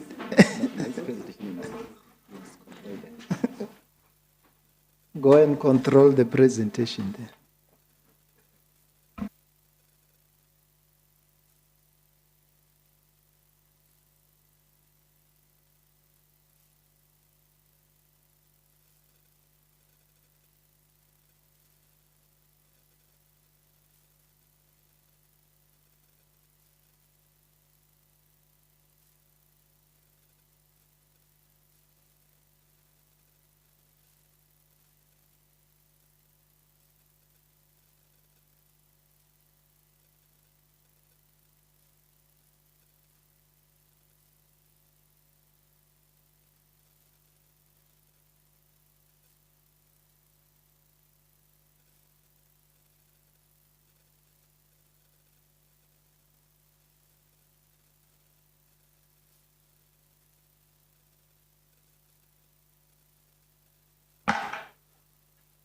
Okay.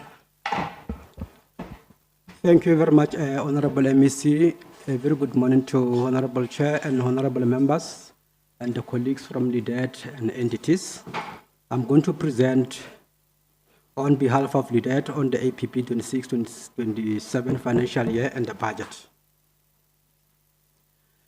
The outline of my presentation is the purpose is just to brief the committee, then I'm going to talk to departmental overview, and then move to the APP itself, and then go to the budget for 26-27, and from then also talk to the funded provincial priorities that LEDET is responsible for in terms of implementation, and from then conclude my presentation in terms of the LEDET projects that are implemented within the DDM, meaning in the municipalities.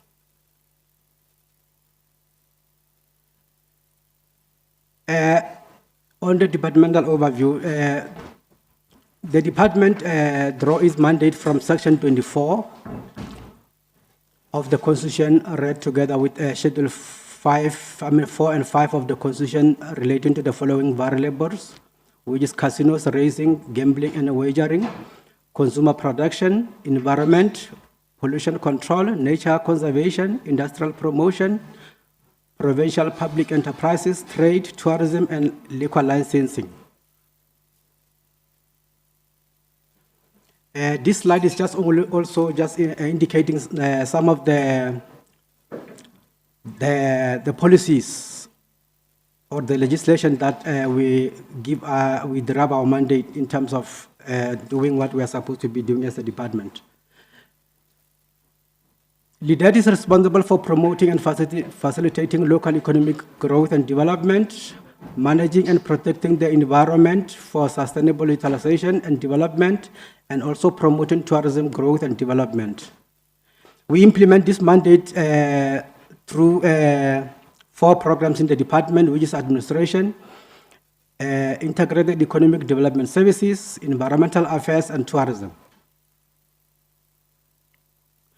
We also have our service delivery vehicles in the form of public entities, which is one is Limpopo Economic Development Agency, which is responsible for promoting and facilitating local economic growth and development by initiating and implementing trade and investment initiatives.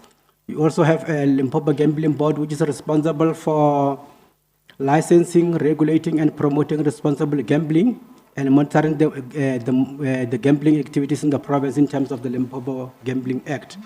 Lastly is Limpopo Tourism Agency, which is responsible for tourism promotion through destination marketing, tourism trade and investment.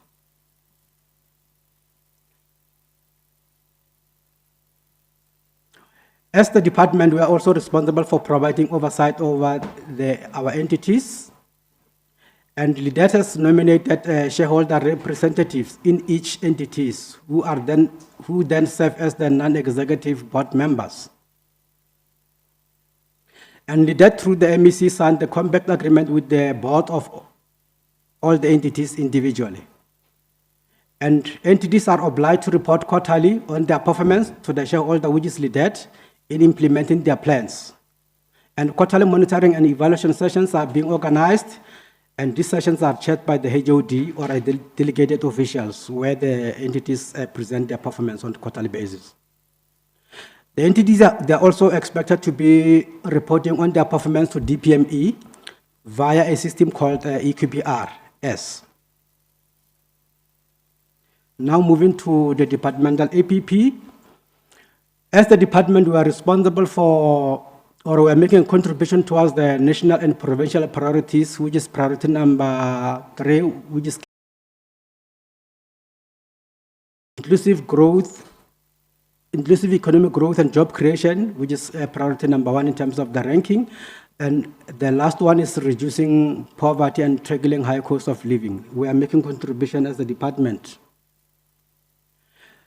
The outcome to achieve our national and provincial priorities as the department, 1 is to crowd in productive investment through infrastructure, industrialization of the provincial economy through the SEZ programs, support to local economic drivers by fostering on productive sectors, strengthening SMME support and development, empowerment and support to enterprises owned by women, youth, persons with disability, as well as military veterans, business regulations and compliance enforcement.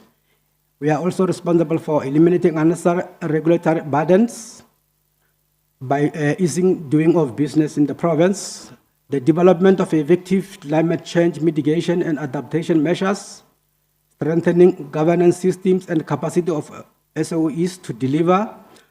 We are responsible for air quality monitoring and waste management, sustainable women communities being established and enhancing tourism transformation and development, strengthening regional political cohesion and accelerate regional economic integration. The other outcome is enhanced implementation of African agenda and sustainable development goals. And lastly, the strengthening of bilateral political and economic relations with the neighboring countries. In terms of our strategic plan, we have a total of 12 outcomes that we have developed as a department that we are implementing on the annual basis. The first one being effective and efficient institution characterized by good governance. The second one being the gender and disability mainstream in the department. The third one being increased economic participation and access to opportunities by targeted groups, which is women, youth, persons with disability. Increased employment opportunities, an industrialized economy, structural reform to drive growth and competitiveness, secure energy and reduce carbon emissions, supportive and sustainable economic policy environment, strengthen business compliance and enforcement, improve service delivery at the local government level, and increased investment and trade and tourism. Lastly, this is safer communities and increased business confidence. As per our APPs, we have a total of 57 annual targets that we have set for 26-27 financial year. Under administration, we have 11 annual targets. Under program 2, we have 21 annual targets. Under program 3, which is environmental affairs, we have a total of 19 annual targets. Under tourism, is 6. As I've already indicated, the total for the 26-27 for the department is 57 annual target that will be striving to achieve.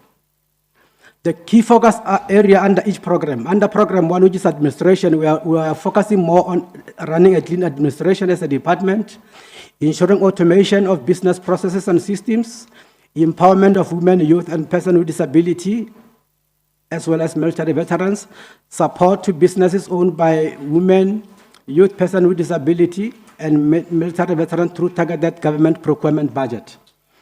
And the next slides demonstrate the indicators under program 1 that talks to the key focus areas. The first one being the ensuring full compliance to e-disclosures of financial interest by SMS members and non-SMS members. And the winter period for non-SMS members has just opened this month. They are busy declaring their financial interest. The second one is the review of our information communication technology strategy. And we are going to also be implementing 4 employee wellness, health and wellness initiatives. And in terms of ensuring 50-50 gender parity at SMS levels, the other one is to ensure that we employ 3% of the person with disability within the department is one of our targets. The 100% payment of supply invoices within 30 days is one of our targets under administration. Then on the support to businesses, we have the targets 40% of the procurement budget being spent on women-owned businesses and 30% being of the procurement budget being spent on youth-owned businesses and 7% on businesses owned by persons with disability.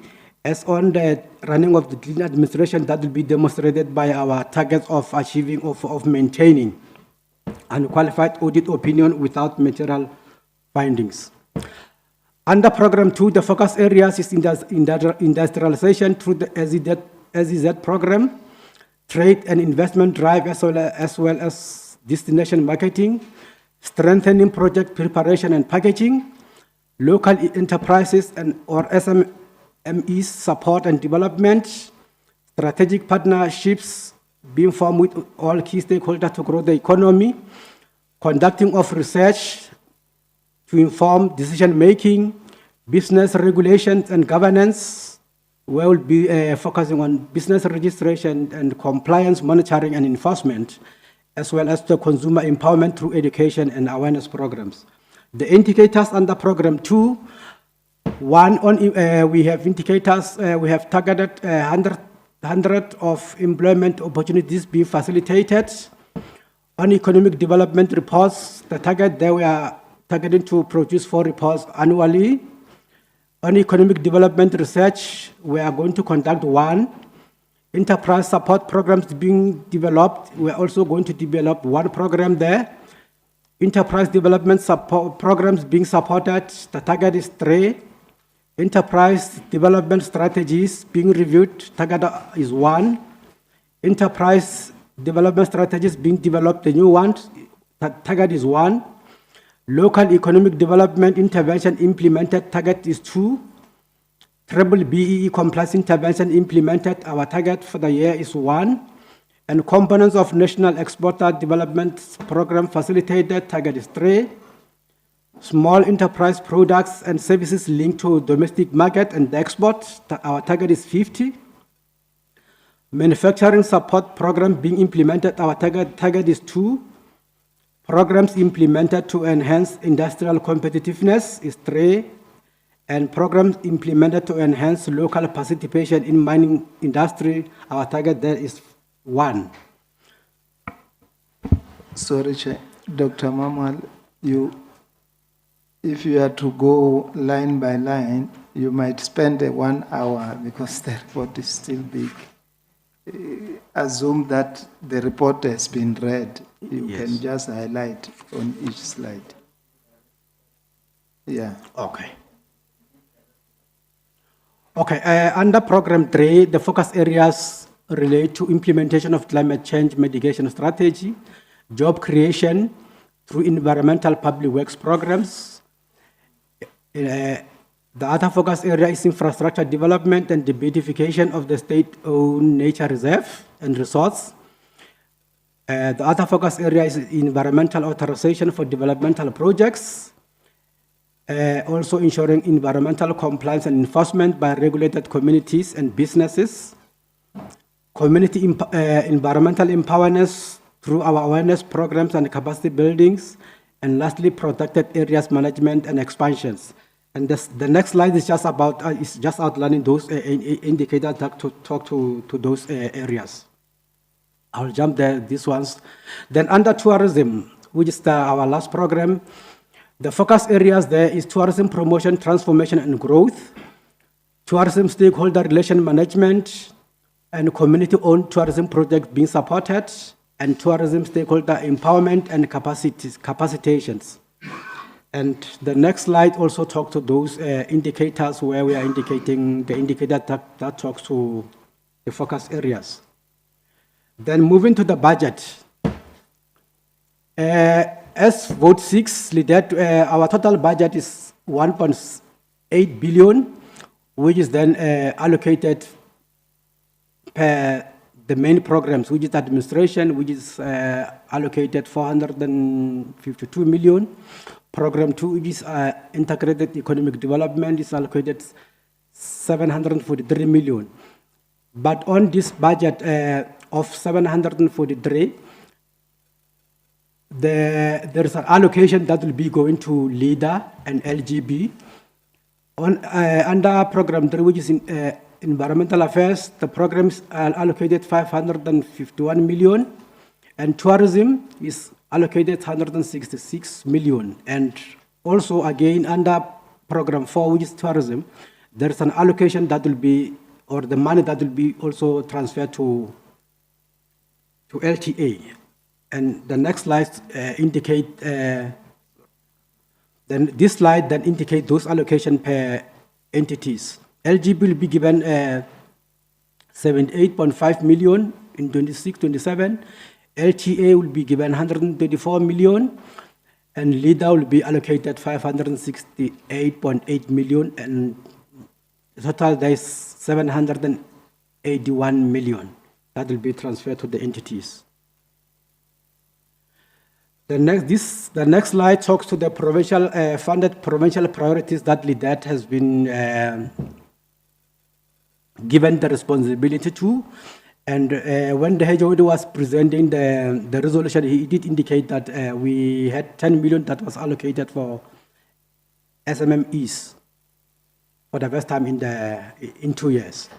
So that 10 million is then broken down into as follows: implementation of reviewed provincial SMMEs and cooperative strategy is allocated 5.5 million. Implementation of the reviewed provincial SMMEs and cooperative strategy economic empowerment is allocated 4.5 million. Waste management and air quality is allocated 12.6 million. Refurbishment and upgrading of restaurant, conference, rendezvous, rambuta rooms, camping site, and upgrade of electricity at Nwaneji Nature Reserve is allocated 25 million. Construction of staff accommodation units, laundry facility, conference center, dormitories, and rehabilitation and upgrading of camping site at Nels Flay is allocated 10 million. Refurbishment and upgrade of Pepu Resort is allocated 7 million. Installation of electrified game fence at the Letaba Ranch is allocated 5 million. Installation of electrified game fence at Maguia Nature Reserve is allocated 5 million. Refurbishment and upgrade of resort facilities at Maseve Nature Reserve, the allocation is 9 million.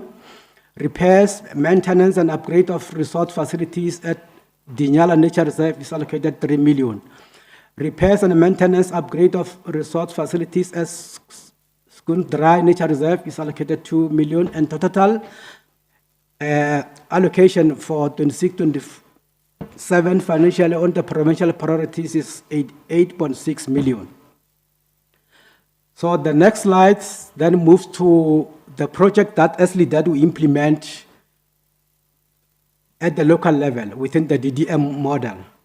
And let me just also indicate, honorable members, to say that every year, as the department, we are expected to share the list of all the projects that will be implementing for their integration into the municipal IDPs with all the districts.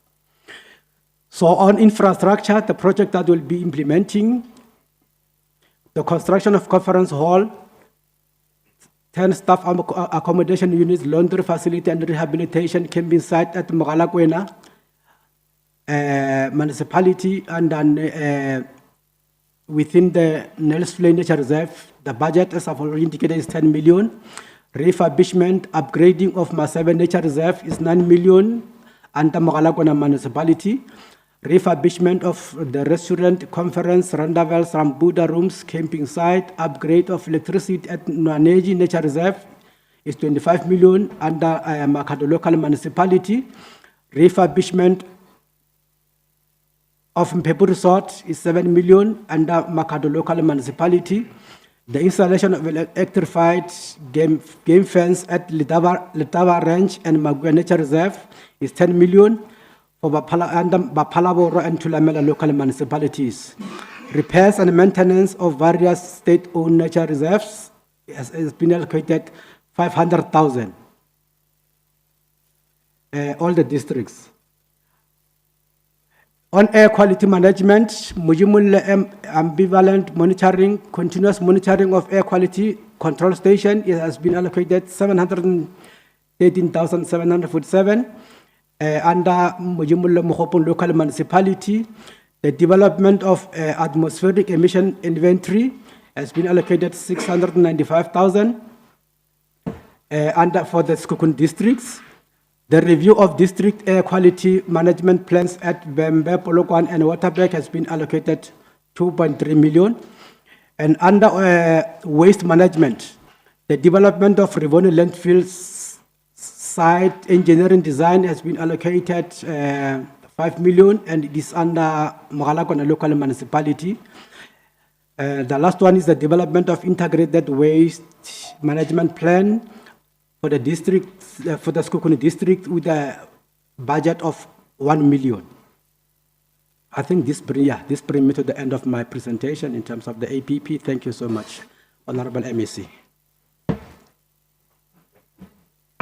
Thank you very much, Chair. Those are the two presentations for APP and budget for LEDET and LTA.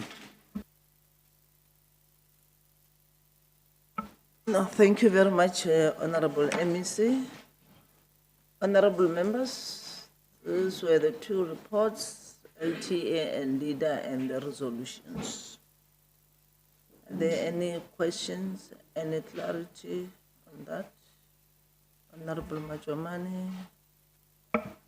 Yeah, thank you very much, Chair, for the opportunity. And let me start by appreciating the two reports.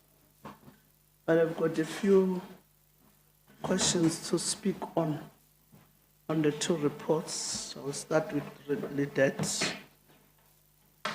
My first question is, what measures have the department put into place to ensure that the key catalytic programs, projects and plans are speedily implemented to enable growth and change the structure of the economy and accelerate provincial economic growth while creating jobs in the next 5 years? How will the department ensure that the economic growth that is being recorded translated into real benefits and opportunities for all? Then the next question, Chair, is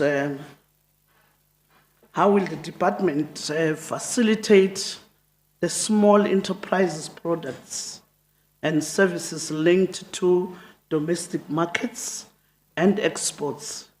Indicate how the targeted companies will be selected and supported.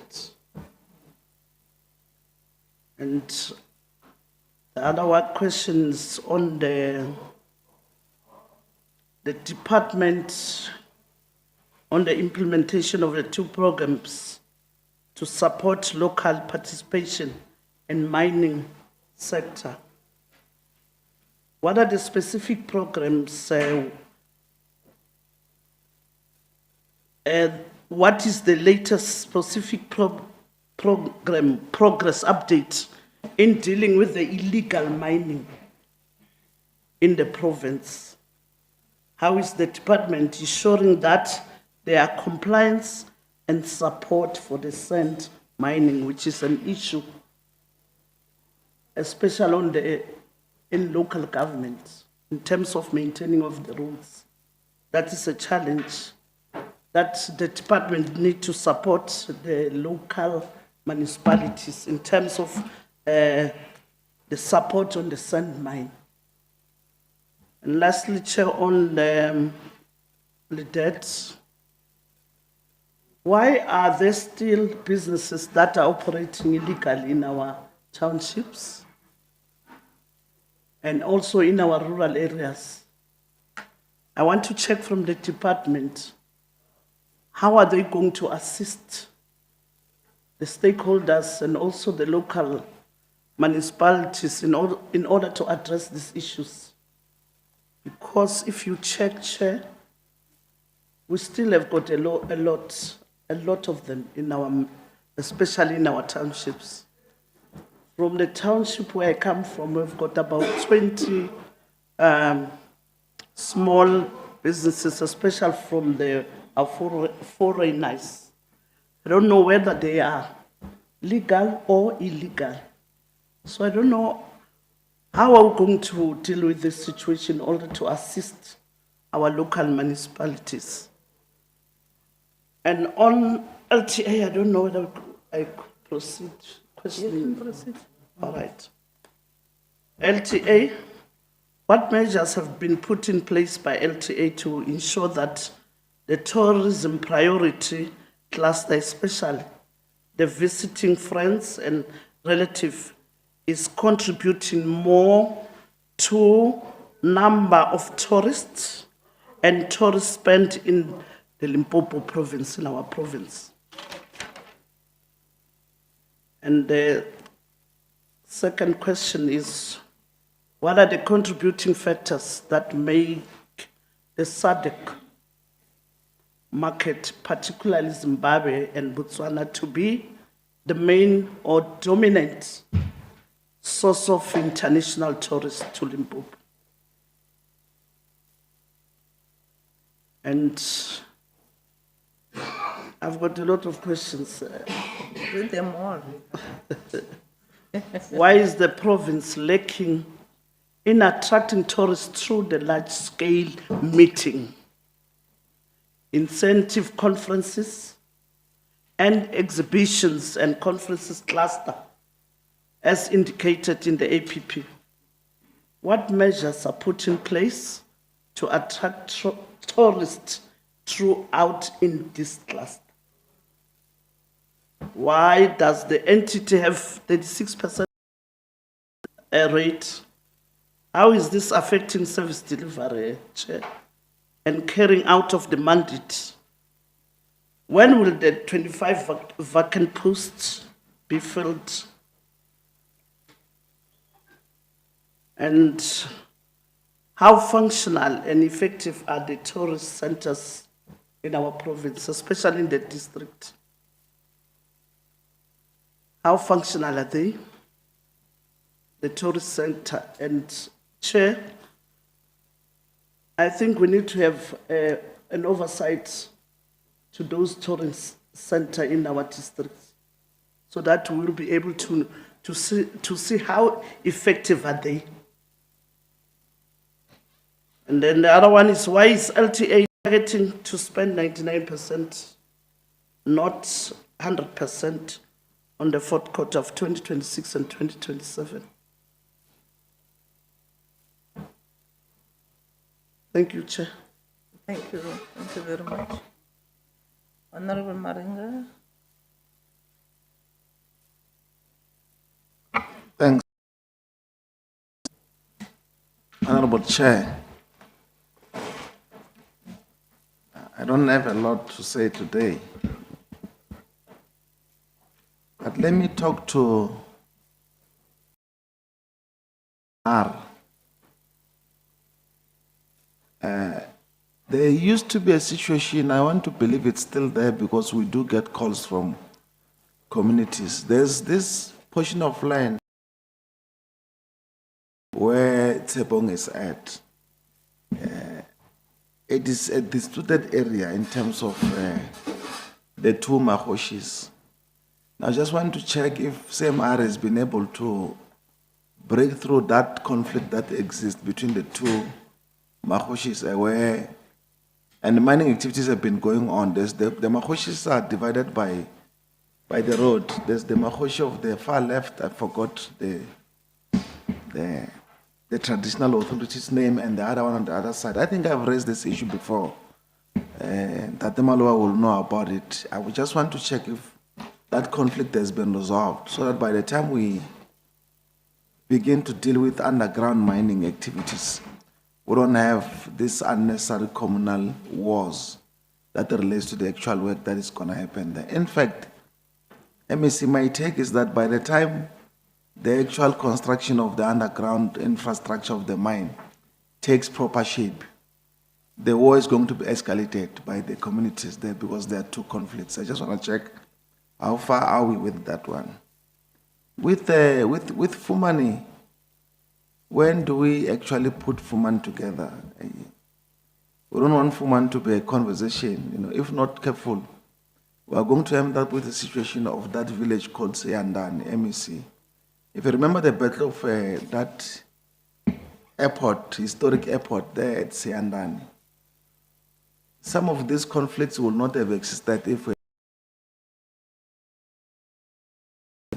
How far are we? Do we have a capital from this investor who's coming in? What is the tentative turnaround time for us to see action? Our conviction is that with the mining sector, Honorable MEC, the employment rate is always higher because of the kind of operations of 24-hour shifts in the mines. So we're looking in the situation where our people can be employed in these two areas of these two mines. Let me talk about the last time we went down an oversight. We still had a lot of open space there, HOD. And our worry is that if we put up infrastructure, so much amount of money, but it's still remaining open. There are quite a number of big entities, MEC, in this province. Maybe we should start a discussion. Why has Telkom not taken a bite or taken an interest in occupying a certain section of the industrial park? I'm just giving you a typical example of Telkom alone. Also, how do we link MEC with this infrastructure that we have already? How do we link it to the industrial park there in Seshego, that entire facility? And then what best can we get out of that exercise in terms of its operationalization, so that we don't remain with an infrastructure that is quite beautiful yet not occupied. There's also this market. Actually, there's a market of the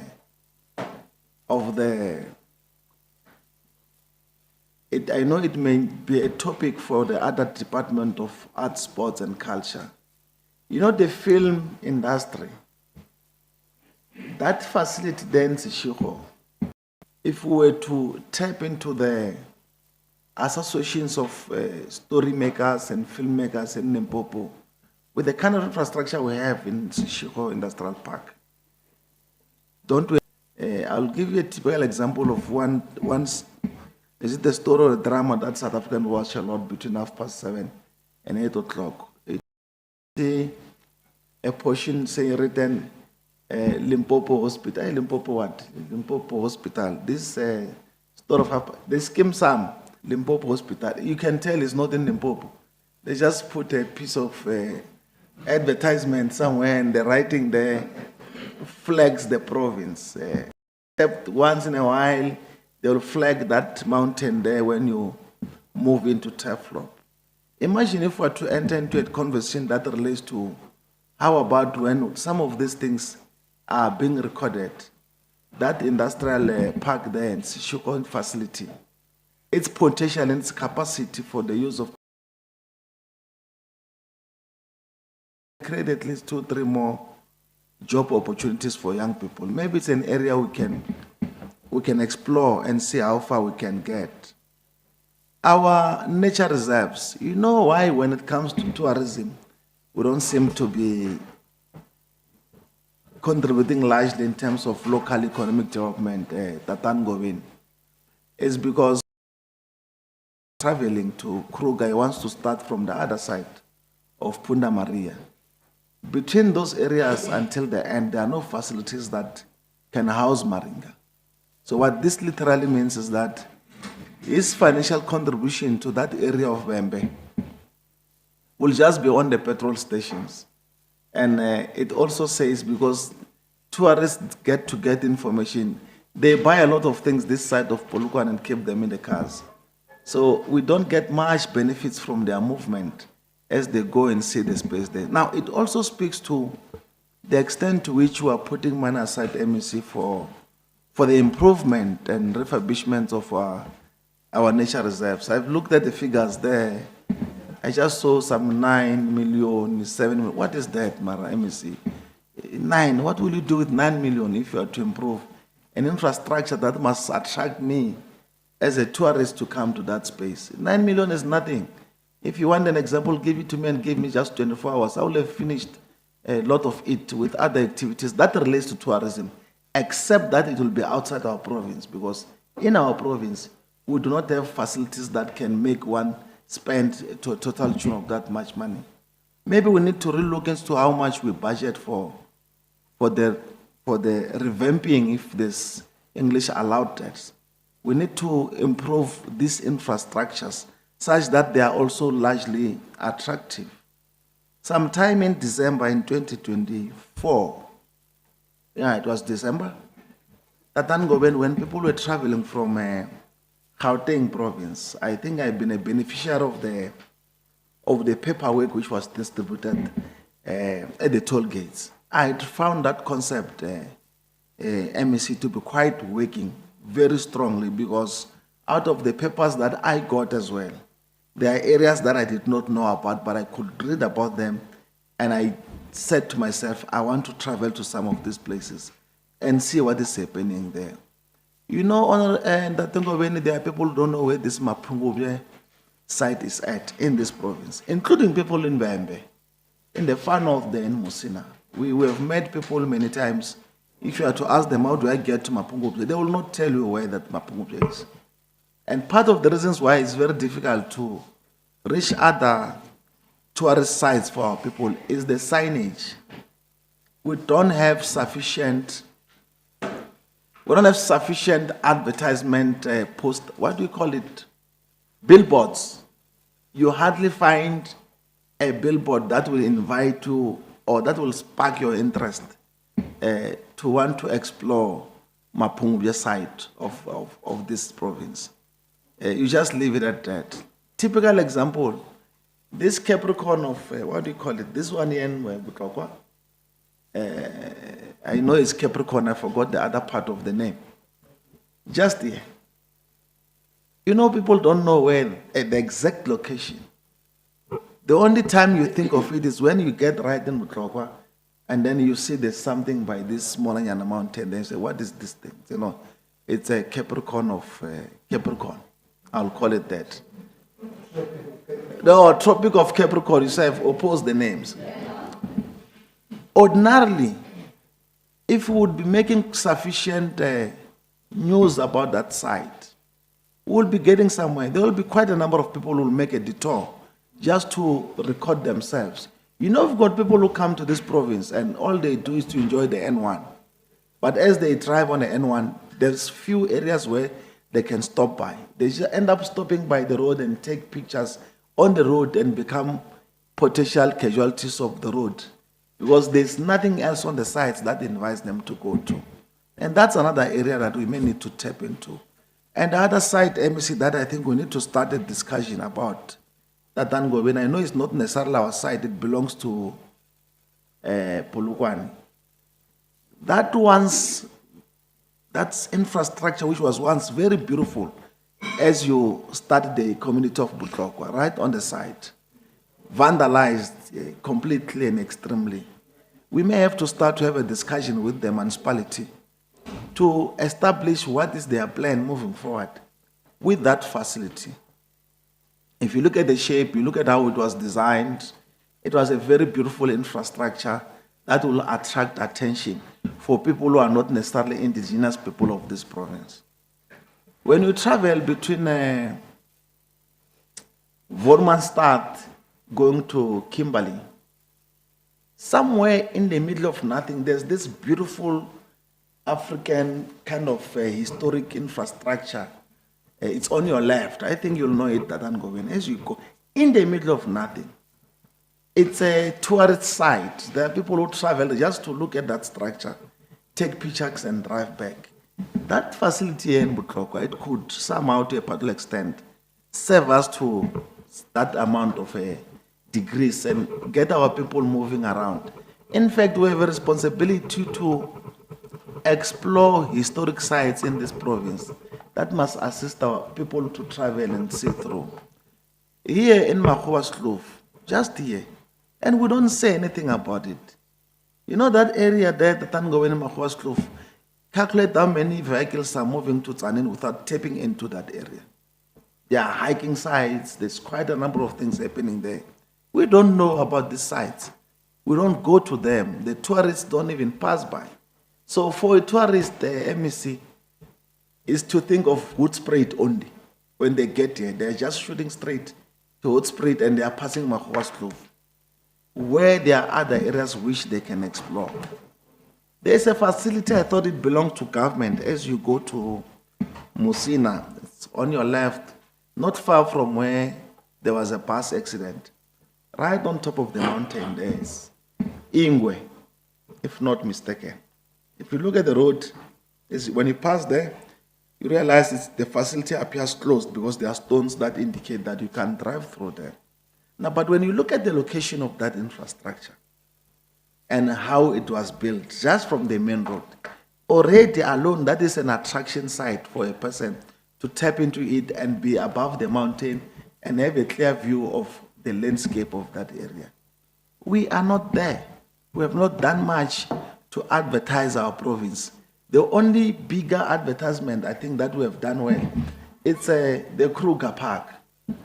And that Kruger Park also is not giving us sufficient financial injection because a bigger chunk of the monies go to the furthest part of your Mpumalanga. So I think we need to begin to invest there, but the starting point of investment there is to put money to develop these nature reserves. They must be attractive. Some of us here may not even want to tap into that space because of their condition. Yet to expect tourists to go into it and for us to make money out of it, it's not going to work. The other part I want to speak to It's on our only debt. I may have mixed my issues from the debt to LTA, but the leadership of those entities are here. The component of SMME development, I think there's a gap there. And we need to find ways and means to close the gap. The gap for me, HOD, is this one. We identify young people, we take them through teachings, we educate them, empower them with knowledge on how to get themselves ready for trade. But then institutions of government where they must trade, they are largely not considered. I'm not sure how best to put it. Typically, let me give you an example of the Department of Education to drive the point I want to drive. We put up bursaries of Funzal Shak. We take our young people to study to be teachers. But then in that space of that Funzal Shak and the teaching, we give them programs that do not have market. So we pay, they graduate, they come back. They've pursued the teaching profession, but in the space of the programs that were not necessarily offering, which means they're still going to remain unemployed. The same thing is happening to these young people. We take them through workshops, we train them, we help them deal with documents that must assist them trade. But in our 10% procurement allocation that we are setting aside for young people, the very same people we have trained, it's highly unlikely that at least 7% of them will be benefiting from that 7% allocation that we have set aside for empowerment of young people. You know what this means? It means that we empower them with education, we teach them how to trade, but we still fail to be the first ones to assist them get into the space of the market, to train and to also do the kind of teachings to deliver on the teachings that we will have taught them. I am not sure how we can bridge the gap without compromising ordinary young people that we may not have trained, but we need to find a way, whether it's going to be an incubation program, HOD, and say, no, we have trained you, we bring you here, now we work you out to see that at least you get projects, then you can be established. But we need to find space to close that gap. The next item I want to speak to is this one that I think I've made noise about, but I want to repeat it here. MEC, when you live here, you decide you are taking me out for lunch. We'll go to a restaurant. In the restaurant that we're going to go to, 70%, if not 80% of the labor force that is going to serve us will not be people from this country or this province. We are still served largely by people who are in the main, in my conviction, their employers are employing them just so they can escape paying them a reasonable wage, proper figures. You know, until we act on a legislation ourselves, which we must begin to start to develop legislations of introducing quotas. You know, I'm a big fan of quotas. Not everyone believes in quotas, but I'm a very strong fan of quotas. If we are deliberate about halving the high rates of unemployment in this province, we must begin to introduce quotas. We must target certain industries and say, in this industry, the employment of the labor force, 80% must be our people. And then we'll pass that law as a province. We've got that authority.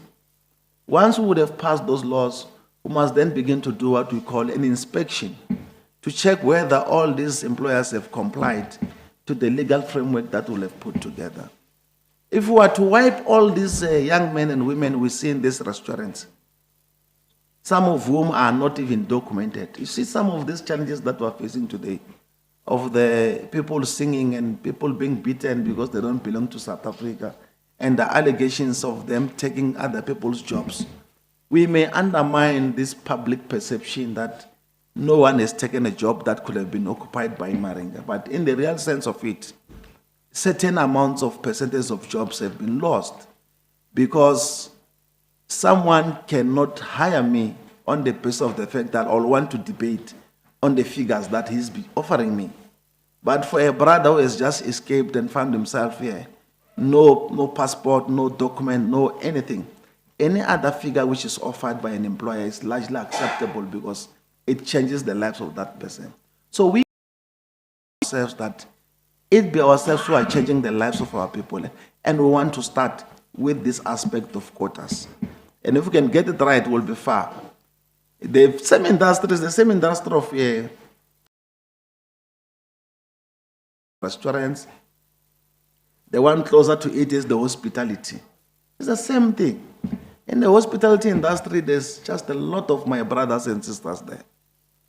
And the reason why they are there for many, many years is because the employer decide what to pay them. But if you were to hire people from Mankwin, because they know the labor laws, they understand the labor relations and the figures that must be payable to them, no, they will pay them better. And this thing must also start with us here. It must start with us as politicians. It must start with you yourselves as employees of the state. These women you are hiring who are helping you, you call them helpers. You have even decorated the name. You no longer call them nanny. You say, my helper. If you were to do an inspection, you'll find that 70% of you here, your helpers are from this neighboring country which is helping us with water. But no passport, nothing. Most helpers, as we call them today, are from Lesotho in this country. They are helping us, they look after our kids. And then we are the first people to say, no, government is not doing much to get our people employed. But your employee here, the immediate employee who's cooking for you and cleaning after your kids, is not a person of the origin of this country. Now, who do we then begin to blame for these gaps that exist? We are going to blame this one who are saying Amanda Viva every day, when it is we ourselves who are not contributing to change the situation that is there. So MEC, I'm calling for the help us. We are going to do our part as politicians. You must do your part as well, so that we put together some sort of a bill that is going to deal largely with the aspect of the what do you call it, of the quotas, so that we can get somewhere. And I think we'll achieve something. These are not the only two industries. I can tell you, the bricklaying industry is the most active industry. The most. All of them, you can mention all these entities who are doing that, most of them. And the labor force there is not our people. Yet we must end hunger. I'm not sure how that part of the situation that we must take care of. Lastly, Chair, I'm happy that the department has listened to our call. You have taken an interest in trying to explore, check how best they are doing in respect of their gambling. It will help us make a serious contribution in terms of growing our economy. I'm not a fan of gambling, but it also contributes to the financial. With that said, Honorable Chair, thank you very much. No, thank you very much, Honorable Maringa.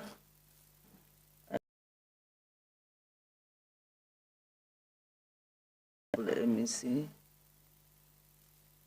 a report from the department that at least with honorable members we managed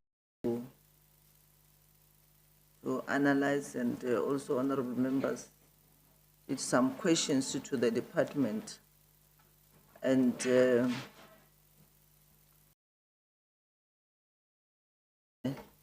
your reports only that when we analyze the report, we also did some recommendations to the department, and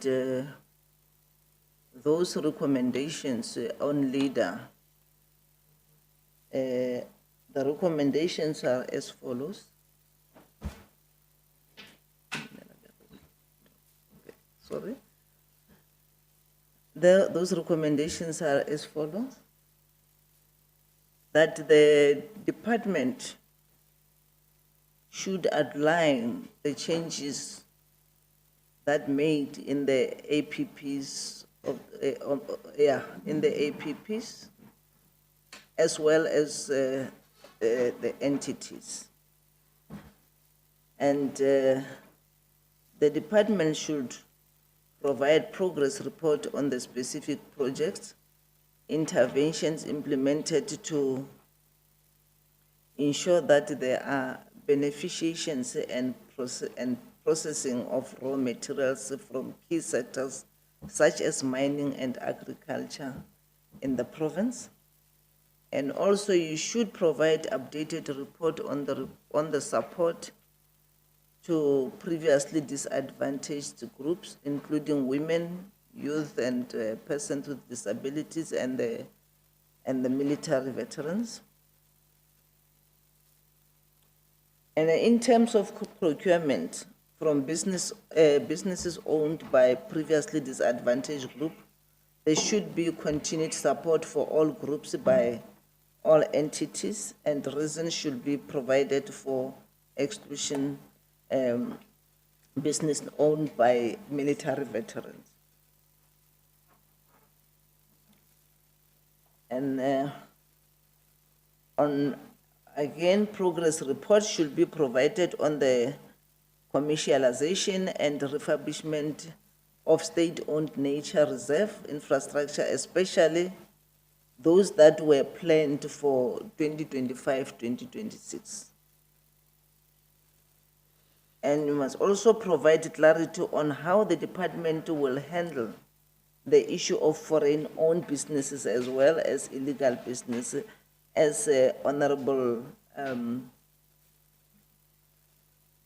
members have just alluded on, the issue of business, illegal businesses, because as that thing of illegal businesses, honorable MECs, it looks like we are no longer taking care of those things, because now, because there's a problem in Gauteng, those people are migrating to Limpopo. And I think maybe going forward, you need to also to have a session with our traditional leaders, because they're giving them spaces, you know, then it's creating a lot of problems. And Molelo, we still have that issue of those people that are not even buying from our macros and what. We don't know what are they buying those things are. I don't think really they have license. You know, opposite my house in Mangweng, those people, they're even extending the structure. And when I checked the last time, there are a lot of people that are staying in that yard. And I think there are a lot of activities that are happening. So that we need to, you know, we need to check those things, because those things are going to give us problems, especially that those people are now migrating to Limpopo, because the people of Limpopo are very quiet. Like we just allow all those things to happen. And we're going to have a very serious problem, Honorable MEC. As the department, you should also implement a targeted program to empower and capacitate businesses to ensure that they meet selection criteria for both financial and non-financial support by the LEDET and other institutions. These are the recommendations that we did for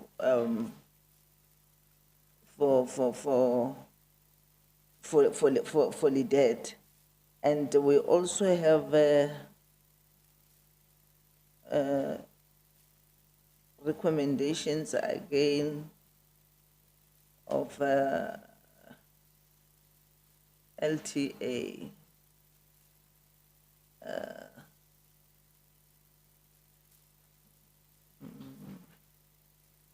me just check.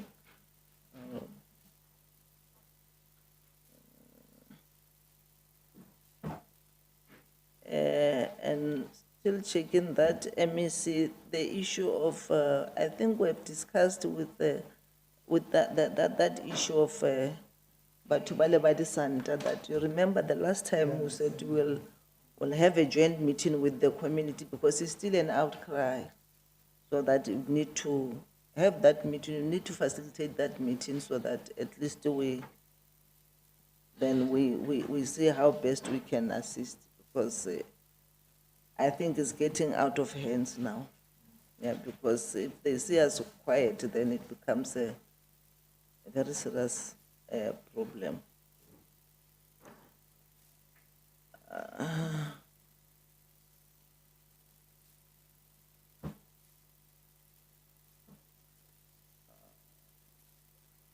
Okay. And therefore, LTA,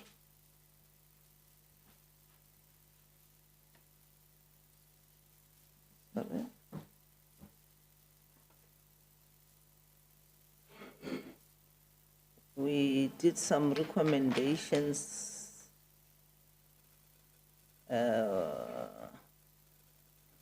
We proposed the following, that the entity should ensure that measures are in place to enhance and maintain the clean audit outcome. And also to update the committee to update the committee every quarter. And that entity should also continue to prioritize its mandate and attract tourists from domestic and international market into Limpopo to enhance economic growth. And it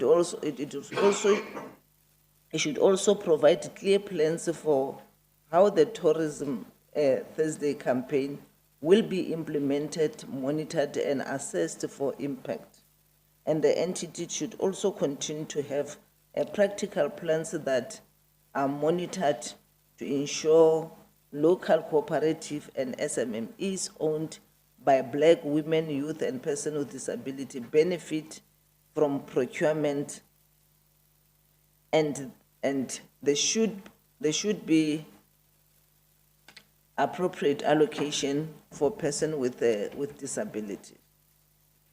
And the entity should also continue to develop and monitor measures to improve both domestic, international tourist arrival. A clear plan should be developed and be implemented with the focus on increasing tourist spending in the province. There should be action plans developed and implemented to ensure that the Kruger National Park and other national parks, biosphere reserves and World Heritage Site in the province are effective marketed. And also the detailed plans should be provided indicating how different destination marketing and trade promotion platform will be utilized to have impact on the attraction of tourists, improvement of the tourism sector in the province, and the contribution to the economy of the province. Reports also should be provided to the committee indicating the impact of the tourist destination marketing and trade and investment promotion platform. And LTA should also fill the funded vacant post before the end of the first quarter of 2026-2027 to minimize capacity limitations in service delivery. The LTA should also continue to market the state-owned nature reserve as tourism destination in the province. The targeted resorts should be identified and quarterly progress should be provided. You should also develop and implement a clear action plan for the implementation of the tourism BBEE charter to ensure transformation in the industry, and quarterly progress report should be provided. These were the recommendations of LTA and LEDET. And lastly, Honorable MEC, there is an issue. I'm happy that the CEO of Messina Mercado is here, because if you don't attend to that issue that way, it's just all over the newspaper, then it's going to create a problem that we need, because as she's here, maybe if she can just empower all of us, including yourself, MEC, that exactly what is happening, because we need to know.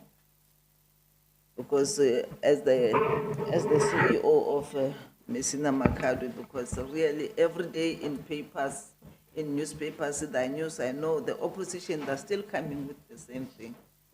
So as she's here, then maybe if you can just tell us exactly what is happening, because at least it will be from the horse mouth and hearing from the newspapers. maybe before responding to honorable members, then maybe if you can just come and just brief us. You can just hear.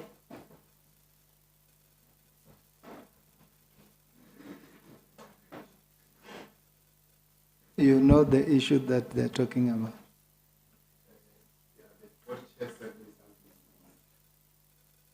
Okay.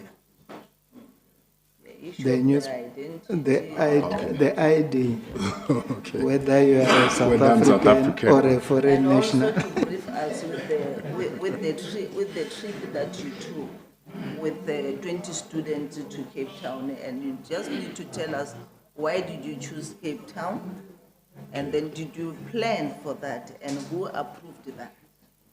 Oh. Thank you very much. Thank you. Now, let me start with the issue of the ID. When I joined in January, let me start by greeting MEC and all political principals. When I joined in January, I think around February, the company secretary asked for my ID to register on the CIPC. So I gave her the ID I had in my possession, which was the old one, or the book. So when she went on the system was able to pick up that there is another ID issued afterwards. So the two dates, the date of issue became the challenge. But when she came back, the issue was not raised with me at all. So I was under the impression that we are fine, I'm registered. Then when the company secretary then resigned, she resigned last month, she then, after leaving, then wrote an email to the board, Advocate Mkonza. She was employed in November last year, if I'm not mistaken. So she wrote that the ID was rejected. So at the time, the new company secretary had started because she didn't serve any notice. It was an abrupt resignation.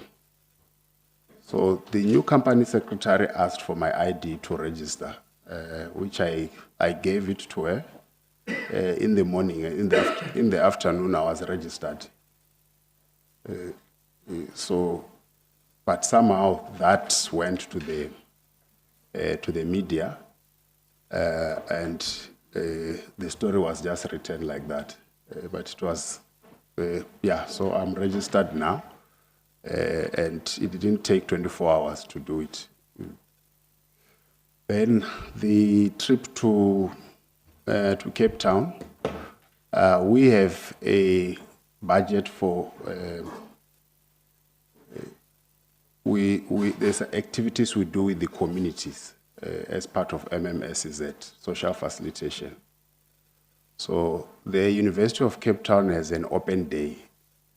Other universities also have their open day. Open day is when all the university departments and faculties, they put in display their professions, and students from all over the country come in buses, they walk, the lecturers are there, and professors to actually explain the different professions.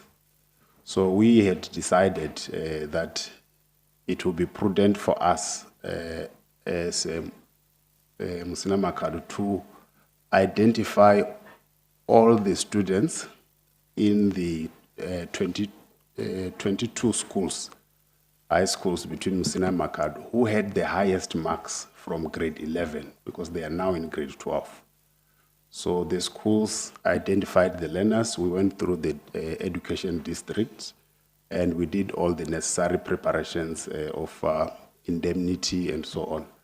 And on that basis, the students were then identified. They were taken to the University of Cape Town Open Day, and they were received by different departments, but I specifically arranged for them to be taken by the by Professor Mark Zait Geest from University of Cape Town, because we have a close relationship with UCT, and we want the students to also be, we have a bursary program to fund the best 5 students who pass matric if they are doing degrees that are related to engineering, mechanical, mechatronic, civil, and chemical engineering, which links directly to the things we are doing at the SEZ. So the trip was on that basis. That was the basis of the trip.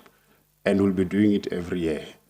Hopefully we can even get other sponsors so that we can take more students who are outside Musina and Makado educational districts. Thank you.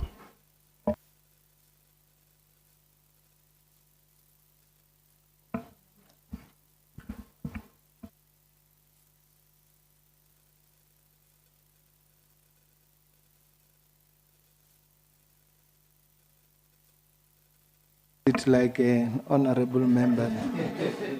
Go back and.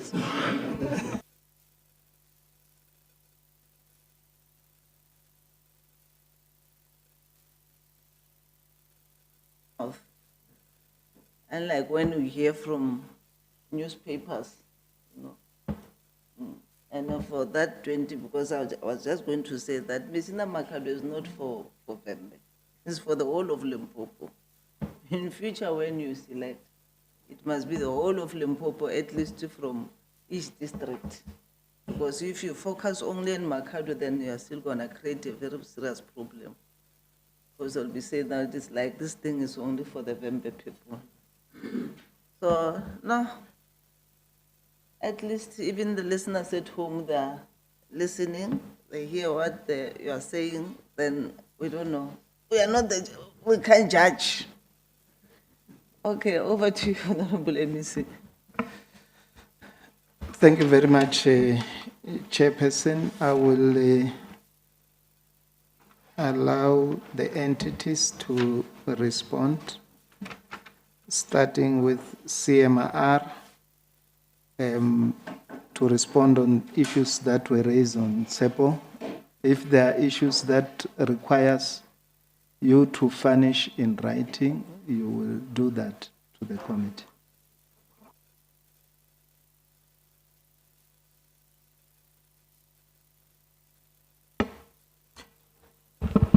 Thank you, Honorable MEC, and greetings to the Chair and Honorable members.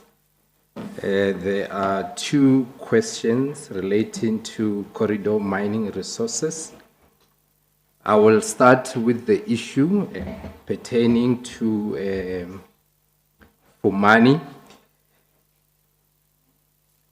The Fumani project to go underground, in terms of the feasibility study that we have done, they estimated a capital outlay in the region of around 1 billion rand.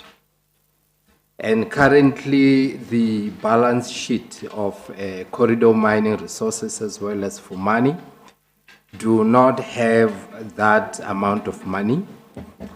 We then went out into the open market and invited interested and capable investors. So that particular process came to almost completion sometime last week. With the completion of the due diligence, we did get some, proposals that we're very interested with, and we subjected them through our internal process, starting with the evaluation process, graduating into the due diligence exercise, and then ending with the adjudication process. So last week, we were able to get a decision from the adjudication committee, whereby a qualifying entity was recommended. So on the back of that, that particular entity has been informed in writing, and starting next week on Thursday, we are having a kickoff meeting with that particular entity. And, then we will then be able to complete the partnership agreement as well as putting together an implementation plan.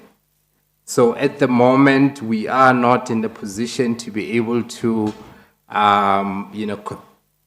communicate the timelines.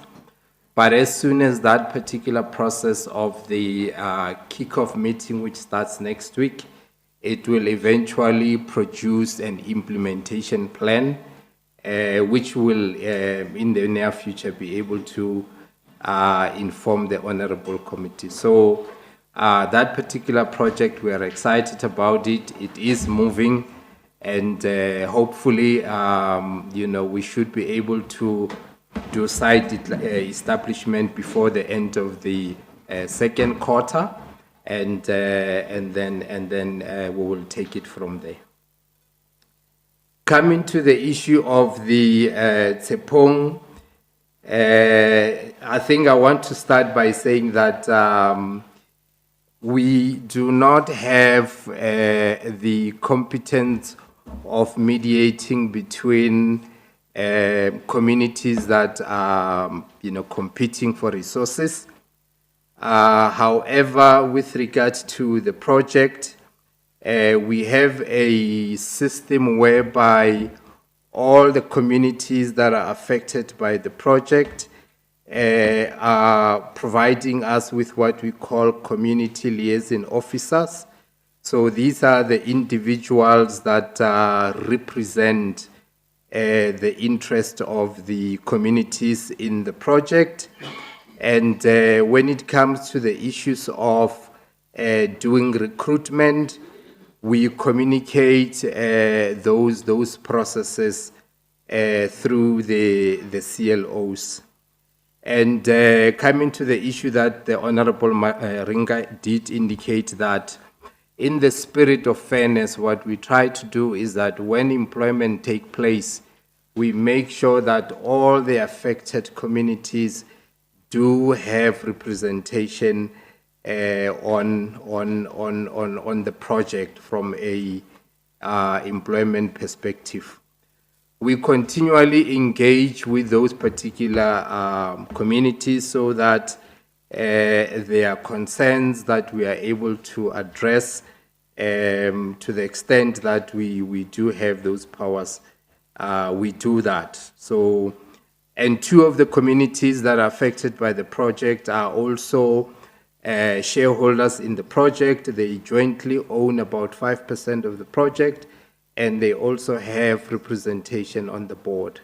So they are fully, involved in the governance of the project, and they are fully on board in terms of what we are doing to advance the project to moving forward. It's an ongoing process of engaging with the communities, and we'll continue to do that moving forward. Thank you, Honorable MEC. Thank you very much. Limpopo connection.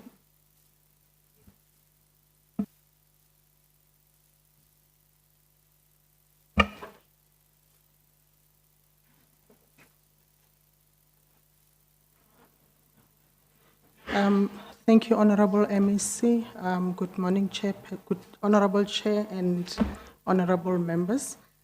The question that was asked, Honorable Maringa, was in terms of the how can Limpopo Connection be part of the industrial park, the Seshego Industrial Park? We do have a program within the industrial park in Seshego, which we call the Seshego Digital Hub. It is a project that is currently funded by the DTIC. It is still in progress. There is an old factory that has been refurbished through the DTIC funding. It is currently in refurbishment. It's almost done. What we are currently doing now is just to make sure that we can start with operationalization thereof. And we are intending to operationalize that by Q2 of this financial year. Honorable Chair, just maybe to outline what that will do is just that is a hub where we are going to be housing SMMEs, industry, ICT industry in terms of digital skills, digital innovation, where the industry and the SMMEs and the communities at large can converge in that particular hub to be able to talk anything digital. And it's strategically located in that industrial park within Seshego. That is in short. Thank you. Thank you. LT. Thanks very much, Honorable MEC. In terms of the questions that have been asked on the strategy, especially for province domestically and on the international front, we have got specific plans that we have, and we are happy, Honorable. We revised the marketing strategy after the department also revised the tourism growth strategy. So everything is linked. The clusters have been modified a little bit, and in terms of the strategy, we're working on that. South Africa as well has got a strategy called Attract and Disperse. So when we go internationally, we go as a united front to go. And when people land, whether they land in Cape Town, we must devise some means that they also find their way in our province. Hence, you find that Limpopo has got connecting flights between Hoedspruit and Cape Town. It's just to make sure that we don't lose out on that value chain. You see, on the domestic front, we always fluctuate between 1 and 2. And it's one thing that the Honorable MEC has given us a clear instruction that we are implementing. We want to make sure that we maintain that. In terms of the vacant positions, it's a clear instruction, the appointments or the filling of the vacant positions, so that we are busy implementing and will be able to provide reports. The issue of the functionality of the tourism centers in the districts, they vary. Ourselves, we cooperate or collaborate with, they run together with the local municipalities. So where there are existence like Capricorn with Polokwane, it's running to make sure that they look at the provincial outlook, whilst the local municipality also concentrate on the local one. But it's an area that we continuously work on it to improve. If where there are new products coming in, we also incorporate them into the marketing plan that we have. In terms of the 99% budget spent, that 1% is a buffer to accommodate your commitments and just to make sure that you don't overspend. But it's not like we are planning to underspend with 1%. It's just a buffer which is provided in the planning framework. Yeah, the issue of the good thing with the expanded mandate is that as Limpopo Tourism Agency now, we also venturing into the creatives industries. And hence we are finalizing an agreement with the Department of Sport, Arts and Culture, just to make sure that your heritage sites, your creatives industry, both arts and your film industries are also catered for. Just next week, there will be a launch of a film that has been taken at Teflop not in Joburg, but here at Tefloop, which will be launched next week on the 12th, both at Tefloop and also at the Mall of the North, Ster-Kinoko. So it's a project that we are proud of. You know, part of it already has been done. You know, sites like Hoedspruit, they've done lots of films that were taken there, and they are and they are also indicating that it's in South Africa. So we hope that we are on the positive trajectory going forward, but it's an area that I think we're working very hard to make sure that we continue to make some strides there. Signage, it's a collaborative effort between ourselves and the department.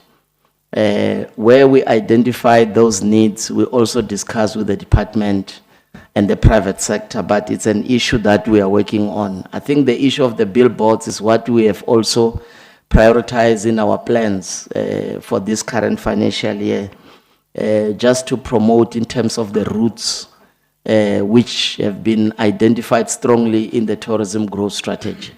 So as part of our implementation is there. And the question of Mutumo, we will engage with Capricorn, but it's a continuous process that ourselves and the department, we are working on in terms of stakeholder relations. It's a missed opportunity that has happened, but it's something that we are working on just to make sure that we are assisted. The Department of Tourism, because they are the ones that funded that, we are also making some inputs, you know, into them to say, can't you help us revive?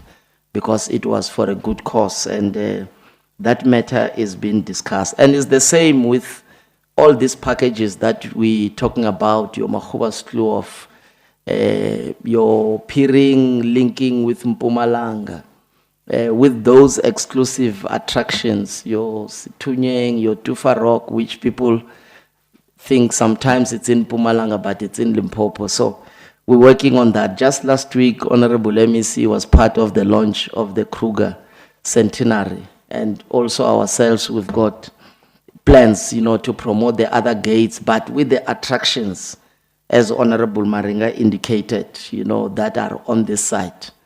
You may have seen there has been investment by the private sector on lodges, especially on the Punda Road, your sleepover, that is also on this other side.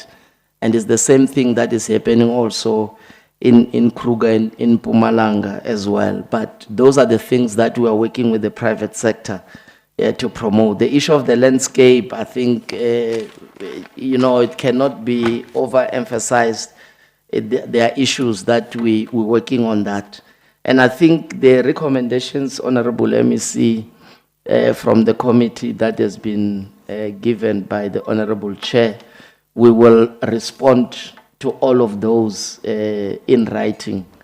The Tourism Thursday, we have got a great plan on that. Your convention of the visiting friends and relatives into tourists, we've got a good plan, and there are specific campaigns. So the monitoring mechanism we have, we're also working with universities, but we'll submit that, Honorable MEC, in writing. Thanks very much. Thank you. Industrial Parks, Wanchabele. Thank you, MEC. Thank you, Chair, and greetings to members of the legislature. The question related to the industrial parks would have mainly been centered on the relevance of the LCX, but also how do you tap on the new market in terms of the sunrise industries. So the efforts that the HOD would have spoken about, that includes the funding that we have since secured from DTIC for infrastructure development, and the prospects of getting further funding from the Department of Small Business Development are geared towards making our parks more competitive, so that we then zoom into those industries in strategic sectors of the economy that we may want to bring on board. Of course, in terms of the bigger players in the economy, the proximity to the center, which is Polokwane, remains a challenge in terms of their choices. But these efforts, which are meant to improve the infrastructure, no doubt going forward, they should be able to attract those bigger players in the industry. Thank you very much. Judy. Thank you very much, Honorable MEC and the committee. Just to add, in terms of measures around the industrial parks, and the reason why I alluded to this benchmark visit that the MEC is planning next month with Mpumalanga. An institution similar to LEDET, which is called Mega in Mpumalanga, has done several reforms that are helpful in terms of the tenants' occupancy of their parks and their productivity. And one is that in terms of the question that was asked by Honorable Maringa, that do you ever consider the issues of private sector participating in using the spaces in the parks, or you want to lead development? Mpumalanga does provide, in terms of their reforms, that private sector people who want to build and operate can do that. And it is a measure that we will be benchmarking and thinking about. And so are the incentives of making sure that the private sector is settled in the parks, including things like the dispensation around some exemption in the first years of operations or month of operation in terms of the payment of a percentage of rates and stuff like that, and other support measures. So I think that such reforms, we will embark upon those when we visit Mpumalanga as a department and entities. And I think that there is a measure around the catalytic projects of the province. LEDET, being the chairperson of economic cluster, has the responsibility to monitor the implementation of catalytic projects from LEDET entities and its entities, as well as other sector departments. And in that regard, there are catalytic projects that fall within the ambit of LEDET in terms of planning and implementation, and they include, among others, SEZ program, the Limpopo International Convention Center, which was a collaborative effort with the Department of Forestry and Environment, which will be transferred to Limpopo. And then the issue of industrial park that has been spoken about, implementation of Limpopo renewable energy with the specific reference in terms of removing obstacles for implementation of this project. But certainly there are areas where we are involved. I had indicated that there is a project that this province is working on with the Department of Electricity and Energy, which is around the electrification and setting up of the energy plant. I'm saying energy plant because it includes both the photovoltaic as well as the battery storage of 500 megawatt within Musina Makhado north side. The department through MMSEZ have given 1,000 hectares to that department. They are planning to gazette in terms of the Electricity Act, and so that they can gazette that. And we have got the working teams to make sure that an investment of around 60 billion is implemented. So it is now a new catalytic project. And then the issues around our resort and the reserves and the limitation of budget, to the extent that our engagement with Treasury has indicated that the average 30 million that we have been receiving in the last years was not enough. And therefore, we have then agreed that we will select a reserve or resort where we will give it the larger proportion of budget and we deal with its aspect and we move. But ourselves internally as LEDET, we are finalizing the commercialization strategy that will ensure that there is private sector participation within the reserves so that they can deal with the hospitality aspect while we continue to regulate flora and fauna. And that will be concluded next month. When it is there, we will then simply meaning that we are inviting private sector partners, as it was the case in the past, where you had a lot of hotel groups participating in the resort while they were in the self-governing territories.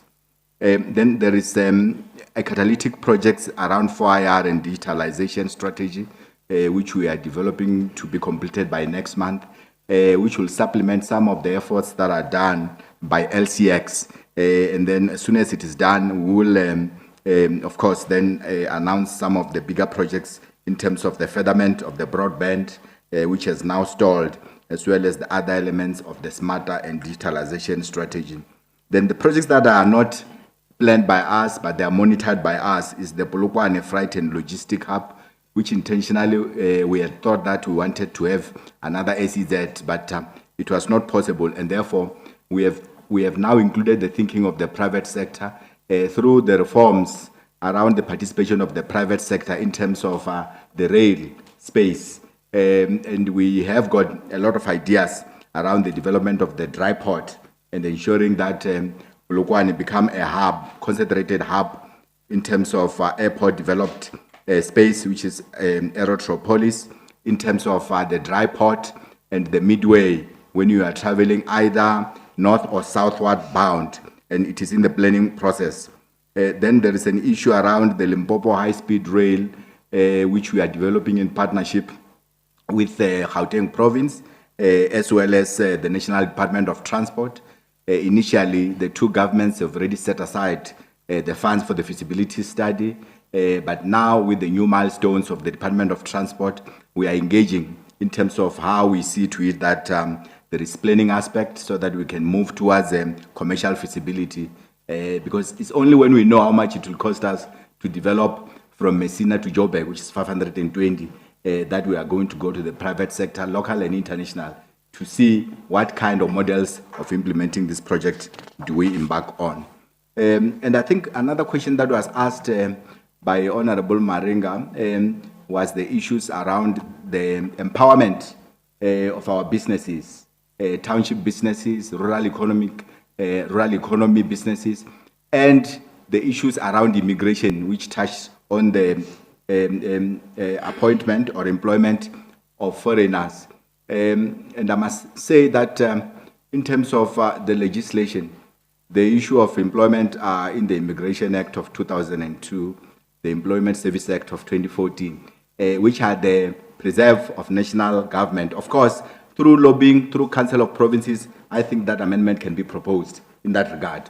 But in terms of empowerment of township, the exclusivity of giving them particular gains over foreign-owned businesses in our lands, we can always learn from Gauteng that upon its conclusion or finalization of the township strategy around 2014, they went on to ascend the Township Economic Development Act in 2022, which empowers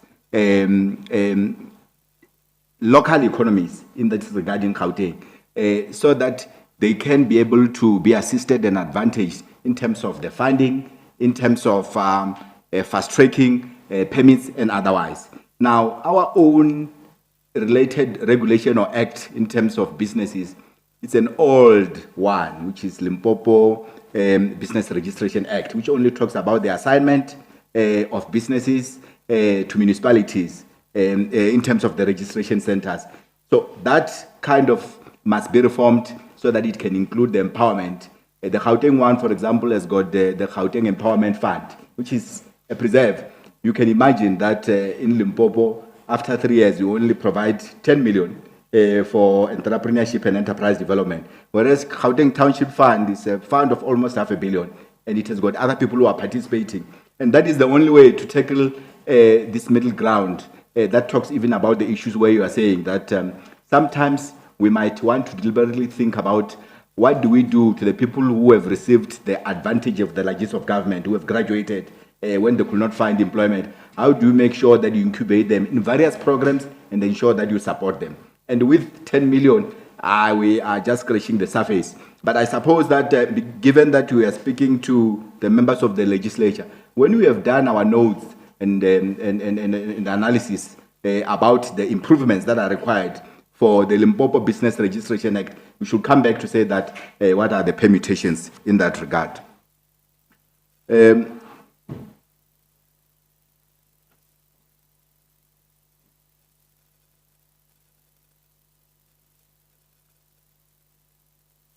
I think that I have also touched on the programs of enterprise development and entrepreneurship. With 10 million that you have, I know that we like to report that we are working in collaboration with the national departments, IDC. They are working for themselves, right? In terms of our targets, it's 10 million rand. And that 10 million rand, it does not scratch any surface. So therefore, I think the understanding that we must have is that without money, you get nothing. But with a lot of money, which is targeted and monitored, you get something. I'll give you a typical example. We have realized one challenge where we are saying now that there are a lot of enterprises that are start up where you don't have to give money, where we've got an analysis that goes to their business and understand what are their needs in terms of productive equipment, and we buy those. We want to buy in big numbers, but I think year on year we only have 3 million. So I think that it is mostly an issue of funding. A lot of programs that we have cannot be fulfilled because of the issue of funding. Honorable MEC, let me stop there. I think the other areas around the resolution, we will submit the reports on the high impact projects, and because we monitor them on quarterly basis, inclusive of the implementation of the pledges of investment conferences, we shall certainly make sure that on quarterly basis, when we submit for performance, we also look at how we are advancing the implementation of the pledges. Thank you. Thank you very much, HOD. On this one of the Act on Township Economy, I was asking, will be assisted by legal people, Virginia. I was asking, because we already have an act, why can't we put a regulation so that it does not take time? They can look at it so that we put a regulation, then we subject it to public participation. And yeah, the committee will then engage on it on public participation, because I think it's urgent that we deal with the quotas that we have for our people in the province, because the regulation will be provincially based, and then we look at it. But they will advise me. As soon as I get an advice, I will publish the regulation and then allow it for public participation and see what can be done. The other key issue that I felt it falls under me is the issue around sand mining and engagements with the sand miners. I think it will require the department to facilitate that meeting. It's urgent from where I'm standing because illegal mining is continuing, and if we don't support these small-scale miners like sand mining, then you are allowing them to go to the illegal route. So I should think we can commit that maybe before the end of the month, we should have facilitated the meeting between ourselves and DMPR, because fast-track the licensing of these small-scale miners so that we empower them. In speaking on the support for SMME, I was having an engagement with the MEC Treasurer to say, I think our support to SMME is scattered all over. We must find a way of putting it together. Everyone wants to support SMME there, and does not make impact. There is 10 million in LEDET, there is what, in which department, there is what. But if we are to put it together, either in Treasury, and say, Treasury, can you look after support of us as the department, then it can have impact. Because the only way we can grow the economy is when we support SMME. We can't grow the economy from above. It must be from below. So that engagement is already there. We have started, so that SMME be 10 million, another one 5, 10, 20. It does not make impact on our SMME. That is why we are allowing them, this small business, the spaza shop, good support, then they can look at it. And we don't only have to look at them only, we must also look at the supply. Because one thing that I've noticed is that we support the spaza shops, but they don't have wholesalers where they go and buy.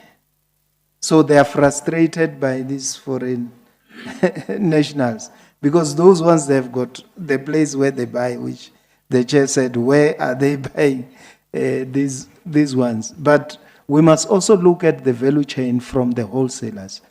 Revive those wholesalers in the industrial parks, and then when we empower them, they are able to go and buy from that side.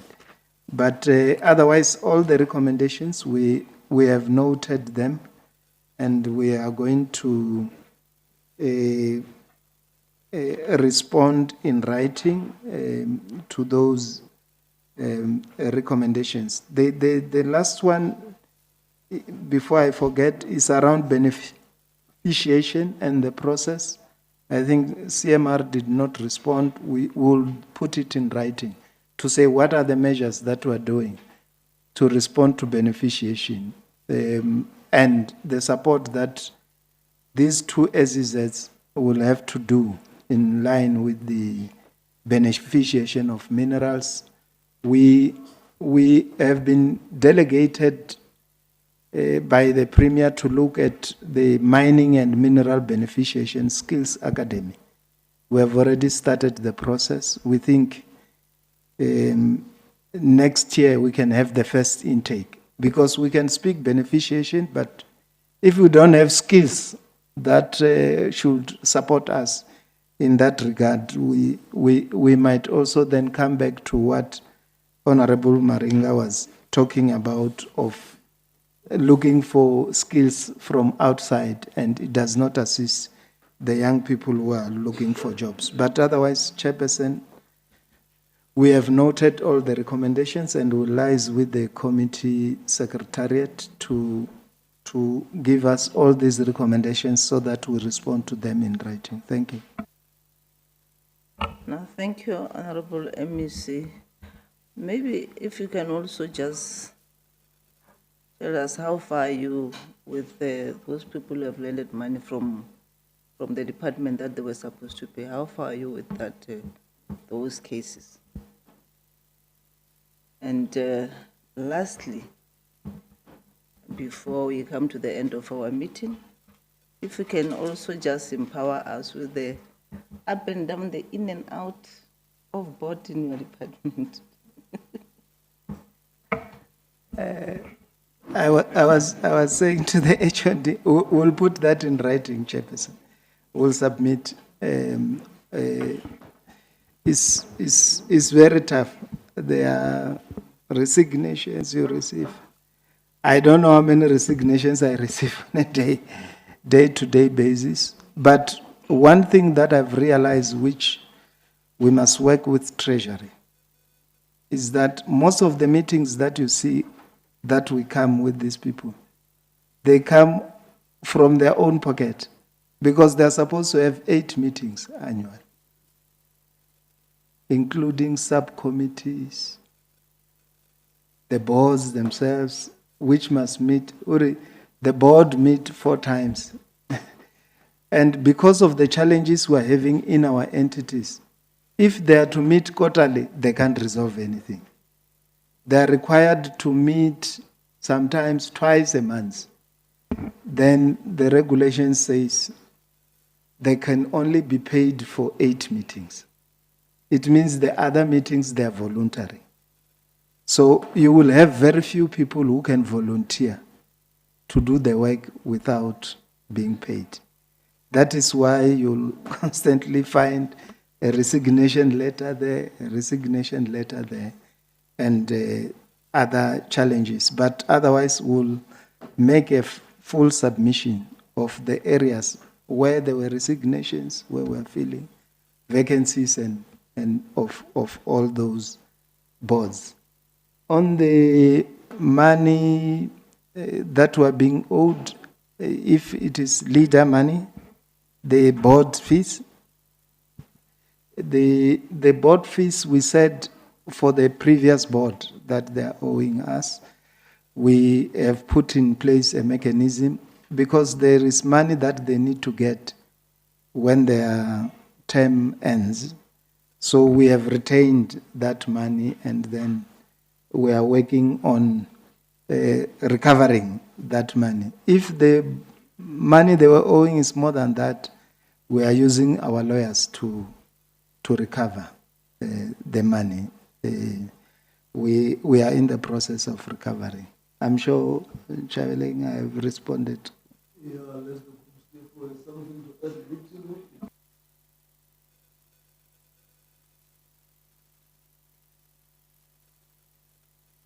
No, thank you very much. We are board for 8 days. Like I cracking your shoe and must get used to that. No, thank you very much, Honorable MEC. Sarah Sokopelam fella, just go and work. Make changes in that department. That noise is not nice. Because every day there's something new. It's in and out, up and down, and all these things that are happening. So if you can just try by all means with your staff to make sure that at least you kept those things, because really it's too much. Because people are asking, there's this today, there's that tomorrow. The CEO, SEZ Makado, whatever he has said, he told us even people are listening at home. If you can also do that in writing so that you have that report in your office with the proof that the ID is okay and everything. So because we don't want another story again to come. So, Kondele, any announcement? Yeah, the board is also invited for GNT on Tuesday. Yeah. Okay. Thank you, Honorable Chair. The only announcement that we're having is of a meeting scheduled on the 9th of June at 2 o'clock. Sorry, of 8:30 here at the Parliamentary Village. Thank you. It was 14 hours, you have changed to 8:30 so that we are sure when we go. 8:30. Okay. We saw it here on the invitation. Okay. Oh, you have said another. Okay. So, honorable members and everyone, no, thank you very much and have a blessed weekend. Till we meet again, you are also invited for lunch.